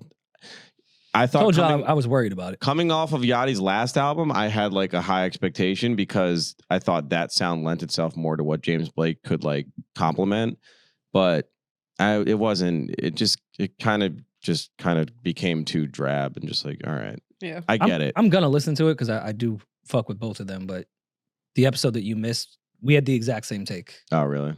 Yeah, I didn't listen to that. His last album, this could actually work, but we were worried. Yeah, if it was like maybe 5-6 records, I would feel great. It's too much. Yeah. Love them both though. Well, you guys know I'm here to always stand up for the women. Megan dropped her latest album. Have you guys heard it? First of all, shout out to Child for his placement with the Victoria Monet and Megan song. Yachty could never. Yeah. Shout out to Child. He wrote the City Girls' best record. I'm obviously joking. Friend of the show. Have you guys heard Megan's new album? I heard a few records. Again, I didn't have very much time between last week and today to listen to much, but I am going to listen to it. You were sending me records. I was. There's a Pimp C verse on there. Unreleased Pimp C verse on there. That's one of my favorite songs on the album. It's really good. So she leaned completely into pussy rap this album. I mean, didn't we assume that was as she? Yeah, her last album had pussy rap on it, but it wasn't this much pussy rap, and niggas paid it dust. That's kind of weird though, judging by the singles. Like, judging by the singles for this album, I thought she wasn't gonna go pussy rap. I mean, if you go to the singles aren't pussy rap, right? I know, that's what I'm saying. Yeah, the singles weren't pussy rap, but the album is heavy pussy rap. She has 2 Japanese based songs on there, one with a Japanese rapper. Her anime fans are loving that shit. That's smart for her to keep leaning into. Yeah, that. for sure. She definitely should. It makes her stand out. But yeah, it is very heavily pussy rap based. But I don't blame her. Her last album, she took risks and nobody cared. They complained about she changed her flow on the last album. She changed her substance and nobody gave a fuck. So she leans back into pussy rap and it works for her. I like it a lot. I really like it a lot. She has a Tina Marie sample on there. Like she did her thing. Whoever put it together, because a Tina Marie drill sample, I'm here for. Yeah. I didn't hear it yet, but I just looking at Megan and what she's doing right now, and being on tour and seeing clips of the show and things like that. Like she seems to be more of a well-rounded artist now than she's probably ever been. Stage performance, music, just physically. I'm guessing she's probably in a better space emotionally and mentally as well. Mm-hmm. So I'm rooting for Megan. I like Megan a lot. Like I said, her performance at the BET Awards, I think she stood out head above any other female rapper that touched the stage. Oh yeah, for sure. Yeah. For sure. Got voicemails? You've got mail. We do. This is a fun one. I got a couple good ones I listened to this morning. So here we go. Hey y'all. Just want to say, first off, I appreciate the pods so much. You guys actually helped me get through my divorce, so thank you for that. You're welcome. All right, let me just get straight to it. So my name's Kalani. I'm 27. I'm from the Bay Area. Like I said, I'm divorced. I got married at 18. 10 out of 10. Kaylani from the Bay Area? Calm your loins. That's not that Kaylani. Okay, so she's married at 18, divorced now 27. Got it. But yeah, anyway, I stayed single for a while after my divorce and then decided to start dating again. A few months into me dating around, I met somebody and we hit it off instantly. He's much older than me. He's 44, but shit just flowed like very naturally. But fast forward, we've been dating for 7 months now. And I feel like he has a really big red flag. That being, he told me he moves like we're in a relationship. He acts like we're in a relationship, but he is afraid to make that final commitment to me of being in a relationship because in his past, he's always cheated on people he was actually in a relationship with. And I feel like... Anything? Before we finish. No. Yo, the way older guys spin younger women is so obvious in their face. How old is she? She's 27. So she's not super, super young, but he's 44. I can't wait. And clearly he only probably dates younger women because he likes to spin women. Right. So you can continue on. Yeah, this is sick. All right. At this point, is it manipulation? Is it Yes. like saying, oh, one Quick day we're answer. gonna be together because I'm a placeholder? I'm asking y'all because I know you guys are going to give it to me straight. I know there's brutal honesty on this pod. And as a person that's already been through the ringer, I need the brutal honesty. Like, I need y'all to just give it to me straight. What do you think? Do you want to lead with dump him or? I want to lead with it's her fault. Ooh. Oh, here we go with this shit. There we go.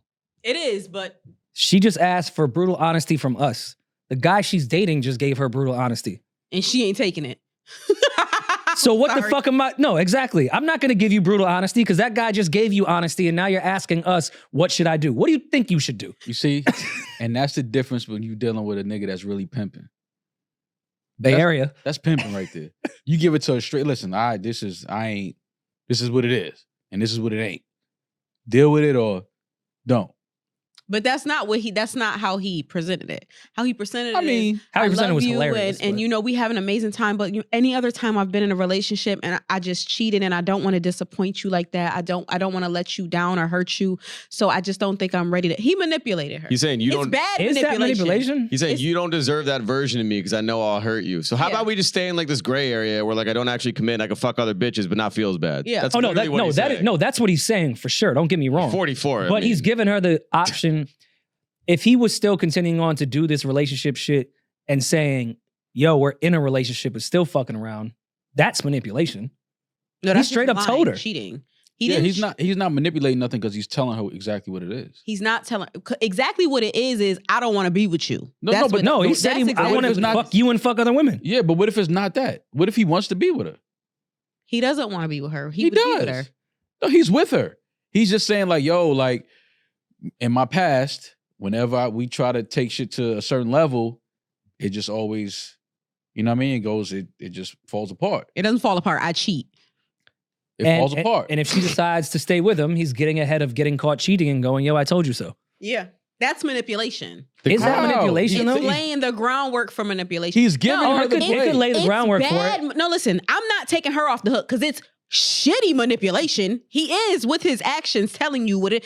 It don't matter why he don't want to be with you. He don't want to be with you. I don't give a fuck if he said, I don't want to be with you because I'm afraid my mama told me that if I get in a relationship, I'm gonna get cancer. I don't give a fuck what the reasoning is. Mama said. I don't want to be with you, period. Doesn't matter what comes because or whatever comes after the comma. Nah, but you I gotta don't wanna give be the with you. because though. No, I don't want to be with you. He's telling you he don't want to be with you. You talking about that's a red flag? No, that's a decision. He made a decision. There's no flag. He's saying, I want to be with you on my terms. And if you don't want those terms, leave. The door's right there. Yeah, I was gonna say. I told you exactly how I operate. That's And if the that's benefit. not something for you, That's I'm pimping. telling you now before Did she 7 months in, that's when, I mean, sometimes way earlier, but I've seen people talk for 7 months and then finally start having those conversations. That's insane. It's been 7 months. Like, what do we do? I know people that have been talking for 10 years That's and insane. never had those That's conversations. insane. That's pimping right there. I need to know the intentions 10 for years date, and she, date 10, 3. 10 years and she still don't know what we is? You can't Gangsta. see. One of my What are you dad's talking friends about? Did that for Yeah, one of your friends dated somebody for 10 no, years. one of my dad's Demaris, you got friends. some fucking nerve. What the fuck you looking at 'Cause me? Don't look you at don't me. understand that. Listen, at the big ass age of 27, you don't know what we are 7 months in? No, we No, should they're be having the conversation now at 7 months, which I think y'all is shouldn't healthy. be having that. That's a conversation about whether there's a potential for us to be in a relationship after a month. She's divorced. month. He's. A I didn't month. say you have to be I in didn't a even see your relationship, toes without polish but you on them. need Like I to can't. I don't know if I discuss- love Have you you. even shitted in my house yet? a month. You- No. After a month, you can have the discussion about maybe not where we're going, but whether you want a relationship or not. You can't understand a girl that was married at 18, divorced at 26, 27, just fucking around for a bit, and at 7 months with a 44-year-old, that conversation finally happening? You think that happened in month one? You know what? You're right. With a She doesn't- divorcee you're and a right. 44-year-old male that clearly does not settle She down. never lived. Because She never lived. Yeah. she's in her phase of just Yeah. like trying to enjoy. She said she life was right dating now. around and just connected more with this guy. Okay, Yeah. that makes sense. So I But think all the rest of y'all don't have no excuse. That 44-year-old nigga got Just- a hold of that just little her. She's okay. tenderoni, took her in that back room. The She Viet- said, I didn't even know my legs could bend that far. you know I know what he was doing. his eyes lit up when she said, "I'm 27 and divorced." He said, "Oh, I could take you for 3 or 4 years." He With said, commitment. oh, really? Spin this. You This was with a is the nigga for easiest. your entire was with a 20s nigga- was spent with a Oh, nigga? my God. Married? Oh. That's like putting LeBron in the fucking G League.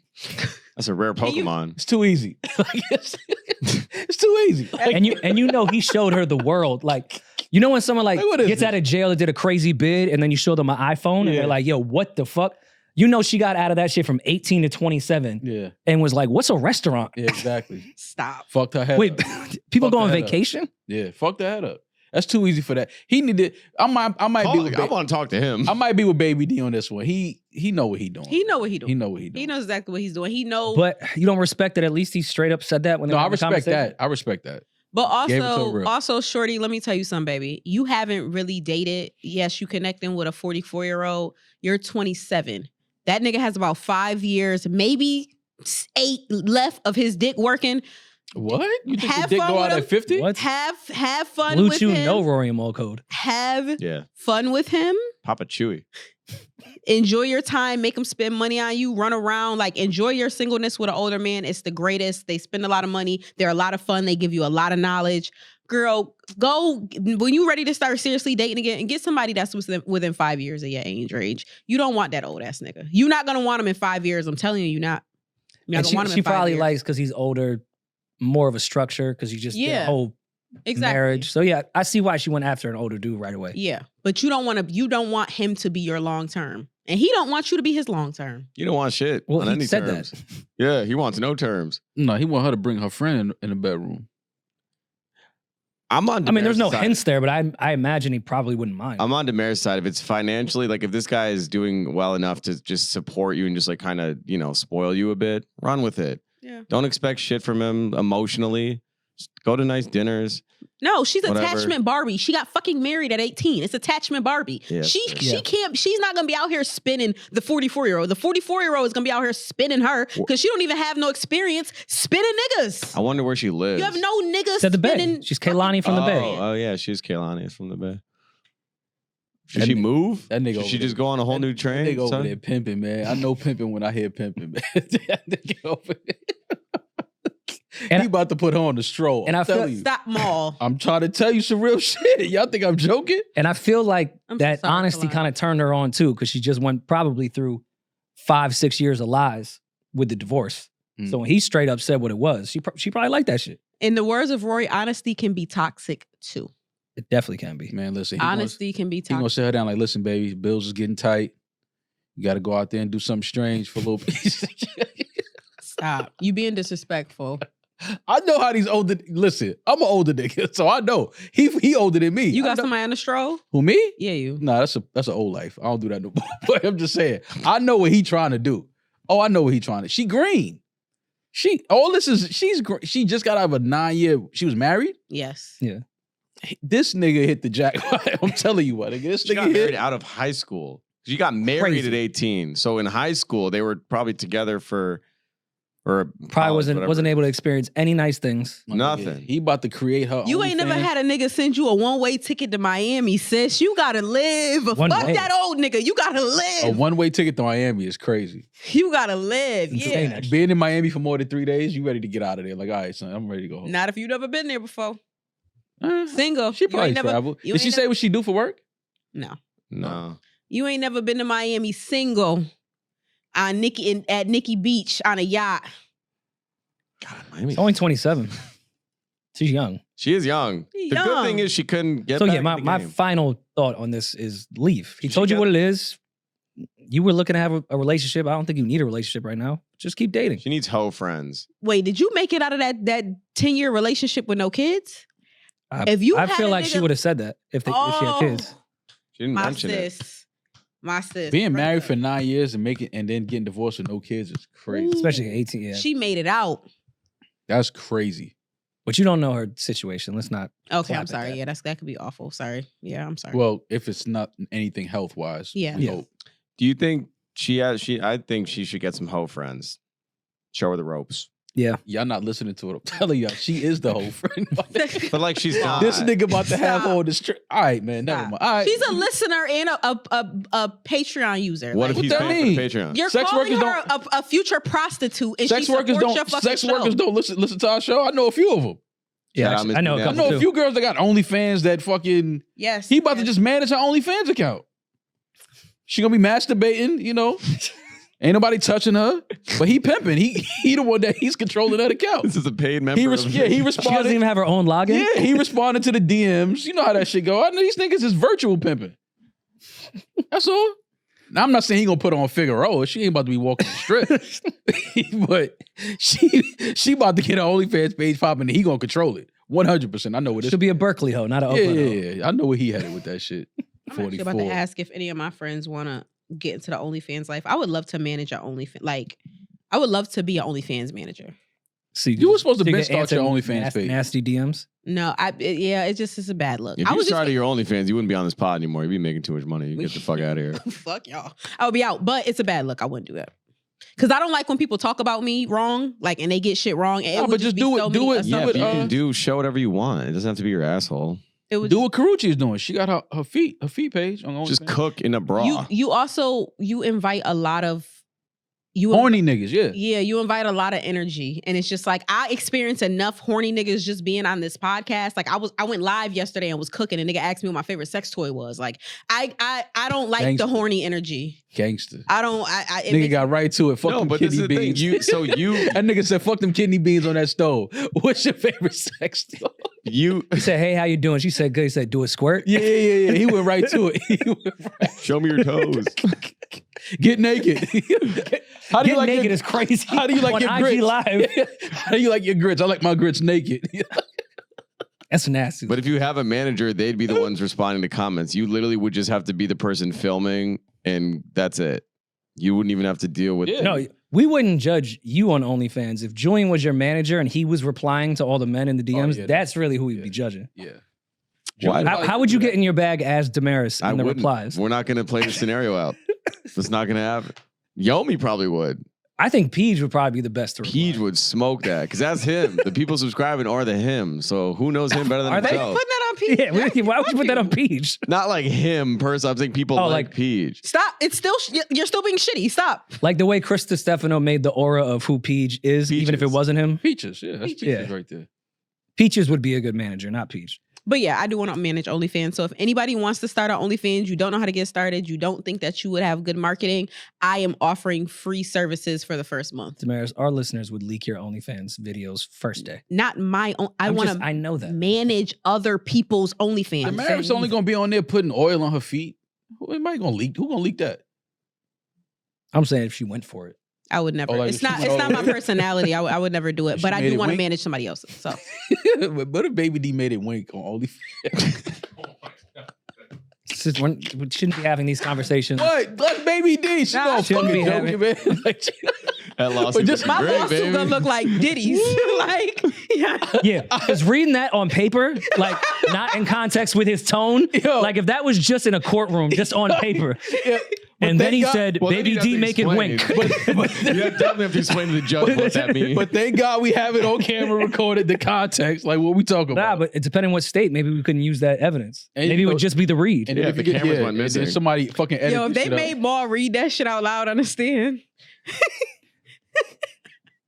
See, that's the difference. I'll go to court and be like, yeah, I said that, but do y'all know how I said it? Like, I ain't saying it like that. I know it sounds crazy, but like I said it in the context of a whole conversation. I didn't hit her like on the side, like, yo, you making it wink? Like, that's crazy. I said it on camera, like, yo, your OnlyFans, would you make No, it he wink? said it. And then, yeah. you know how they bring the expert like up on the stand too, of like trying to explain exactly what Make It Podcast. Winks is? Yeah.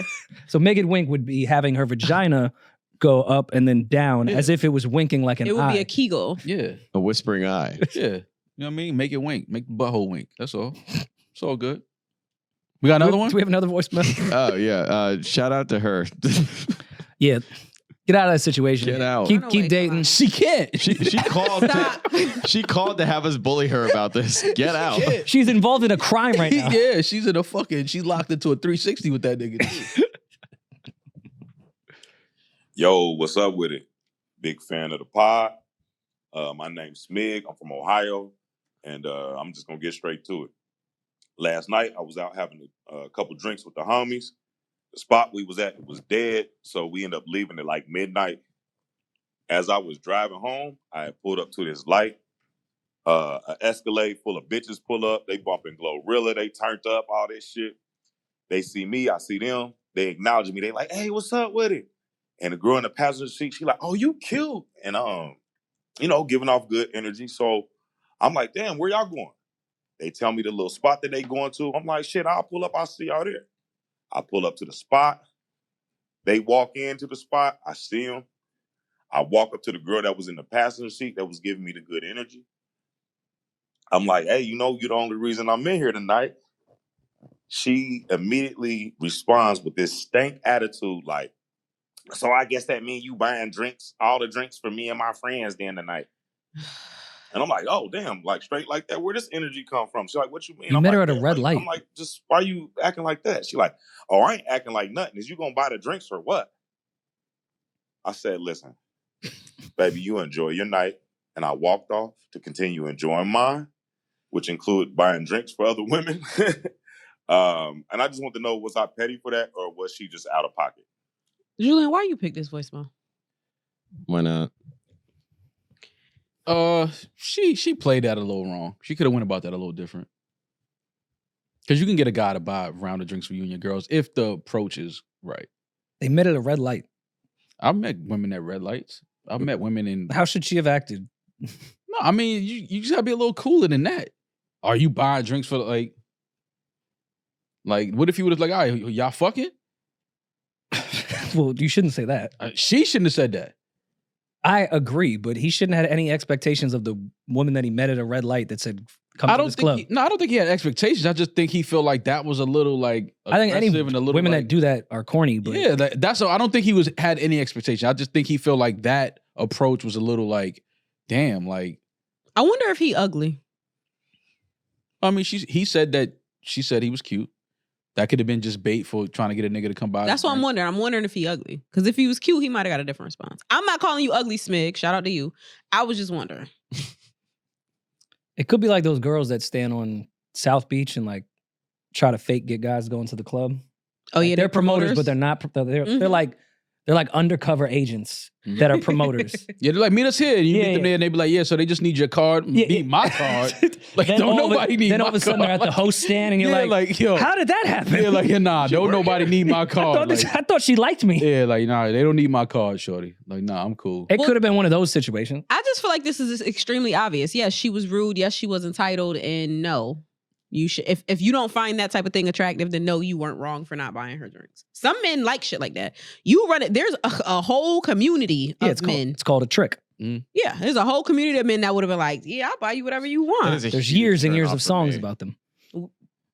What, asking for drinks? Not like just the entitlement. The entitlement, yeah. Like I'm willing to buy. We'll do it, but like don't. It's the like rash assumption and like anger. It's the yo. Are you buying drinks? If not, get it's away like from me. Yeah, it's not the entitlement. It's like the It's the why are you so like angry? I mean, my energy with that is always, well, I was about to, but now I'm not anymore. No, I'm not. Exactly. That's I would have happily, without even you asking, would have. But even for your friends, had you not jumped out like that. I'd be like, yo, let me get 7 Fijis. Those are more expensive than vodka right now. More expensive than tequila. That's crazy. To the ladies listening who might not know how to finesse men out of their money, she should have just went into the club, and when he tried to talk to her, give him no rhythm until a drink is placed in your hand. If you're that thirsty, if you that thirsty of a bitch, you don't feel like buying your own drinks, then you should have just had nothing to say to him until the drink was in your hand. I hate a bum. Show him your whispering eye. But to me, that's even weirder that like, now you're gonna give him rhythm because he bought a drink. Because you got some tequila. No, it's not even. If a man can't identify that, then he deserves to be of to course. be the trick. No, she's a bum no matter what. Oh, yeah. I'm saying how to be a more successful bum so that you're not getting caught, so that you can finesse. Be a finesser. Don't be just a regular bum. Fall for that shit. I don't have any sympathy. Like, you should have been finessed if you didn't peep that. Mm-hmm. Yeah. If you didn't peep that play, I'm worried for you in the real world. Like, if you didn't, that girl was giving you no rhythm, then you bought her a drink and now she has time to like flirt with you. Yeah. No. And she also, you just like, how can I explain it? You just, I don't know. You could tell when a bitch ain't used to shit. Mm. Why are you asking if a nigga buy? When I go in and there's a nigga attempting to talk to me, I'm assuming that my tab is on him. Not even on some like, I don't have it. I'm paying my own shit, of course. But if a man is really sitting up here in my face trying to get to know me, I'm automatically going to assume that you're going to buy me a drink. I'm not even sitting up there asking, oh, can you buy me a drink? That's an assumption that you're buying me a drink. Mm-hmm. Especially with how they met. Because that's just the type of people that I'm going to date. So, you know what I'm saying? It's just like, you're not used to shit. If you like, oh, are you buying my drinks? You ain't used to shit. Also, how much of a bum are you that you can't afford a drink in Cleveland? It's like, what, $6? All right, hold on. Cleveland is not like, isn't Cleveland like a major city? I mean, it's not New York I'm not City. shitting on Cleveland. I'm just saying the prices in Cleveland are drastically I was in lower DC. than most cities. $25 for a round of drinks. I think Cleveland's probably what, 15 for a round of drinks? Mm. And everybody know that if you can't go to Bella Noche's, where could you go? Where can you go? Yeah, I think to Demaris's point, like a bum bitch begging me to buy her a drink in Cleveland. It's not a girl I need. Circumstantially, how they met, I think it was the assumption is that they met at a red light. So then they went to the club together. It's not like he walked up to her in the club and was trying to hit on her. Like they met. They went to the function. Yeah, like together. They didn't go together. She said, "Meet me there if you want." You just came up to me and said, "You know the yes, only I reason want to meet I'm you in there." here." He literally said, "You know the only reason why I'm here is because of you, right?" Boom. He set himself up for that. Now, granted, she's a bum, and the way that she handled it was awful. But you here to see me, so that comes with the territory of we're now in this club together. Yeah, she should have responded with, "And I'm only standing here because I'm waiting for you to buy me a drink." That would have been cute. Gangsta. I would have been a bad bitch. I'd have been like, get this bitch whatever she want. It's on tonight. Like, Not it's on tonight. It's fucking on. I don't know. She could be used to like the Paul brothers tricking out there. they live in Puerto Rico. Cleveland has some rich people. Cleveland definitely got some rich people. Oh man, imagine being rich and living in Cleveland, Ohio. Oh my God, bro. Sounds like a nightmare. Imagine living in Cleveland, Ohio. Would own the town. Sounds like a nightmare. But yeah, I don't know. She played that a little wrong. To answer your question, you were not an asshole. Nah, you wasn't wrong, fam. She was being rude and entitled, and you're not obligated to buy anybody shit. But to the women, just please have better finesse. Y'all embarrassing. Yeah. Yeah, I'm with y'all. Well, This is a good return episode. Thank you for everyone that was kind about us missing the last episode, which wasn't a lot of you. A lot of you guys were really dicks about it, but Fuck everybody else a dick. other than that, this was fun. Get on the Patreon. They were in my comments. I got a story to tell you Oh, about and happy 4th of Patreon. July. They were in my Happy 4th of comments July. saying pod from the wedding. I was like, man, shut up. Hard from the Mo, I saw you. I saw your girl. I took mushroom chocolate. I saw your girl in concert. Oh, I heard It was about that. I heard you got amazing. hit in the head with a pretzel. Who? Coyle Ray. I went and cool. saw Coyle Ray, Janae Aiko, Oh, she was on that Umi, tour? Tink, Kiana Lede. They on tour together? They're all on tour That together. sounds like a nice little Yeah, lineup. for Yeah. sure. Mm-hmm. I seen some clips from the Janae show. She looked like she got a good stage set. Oh, Like just the production looks great. let me. I'm gonna tell you my mushroom trip on Patreon. Oh, you took shrooms at the show? Yes. Oh, First- sounds like a good night. Yeah. All right, so let's talk about that and let's laugh at the debate because we didn't talk about the debate since it happened. Would love to. One of the Oh, greatest man. nights in TV history. Shout out It to was up everybody. there. We can also talk about SZA doing splits with Simone Biles. Watch that. I watched that a few times. Scissors, bendy. She's flexible. Oh, very. Ooh, Yeah. so She was a gymnast. so she looked like. Now we know where her name come from. Yeah. Mm. A lot of people under those comments saying SZA might not be lying. She's just lived this many lives. No, she was up there doing everything Simone was doing. Everything Simone. Yo, they did that. I mean, they did didn't like a go. They didn't go crazy. I was about to but- say if you show me No. Scissor doing a fucking triple X, No. landing that shit, that That's stuff. figure skating. Yeah, but well, whatever. If she's on the ring, Triple on the Lux. bars. if she's on the fucking the fucking what they call- Jadakiss just did the bars, and y'all didn't believe me. yeah, nah. But if SZA get up there and do the bars with Simone Biles, that's crazy. Nah, SZA was showing out. We'll talk about it. And Anthony Edwards might have gotten Zion off the hook when we can get into that Oh as my well. god, what the He- fuck did Ant Anthony do? Edwards. He might be worse That than Zion. 44-year-old from Oakland needs to have a full conversation with Anthony Edwards. Yeah, man. Ant needs somebody in his ear. I'm scared for him already. We'll talk to y'all soon.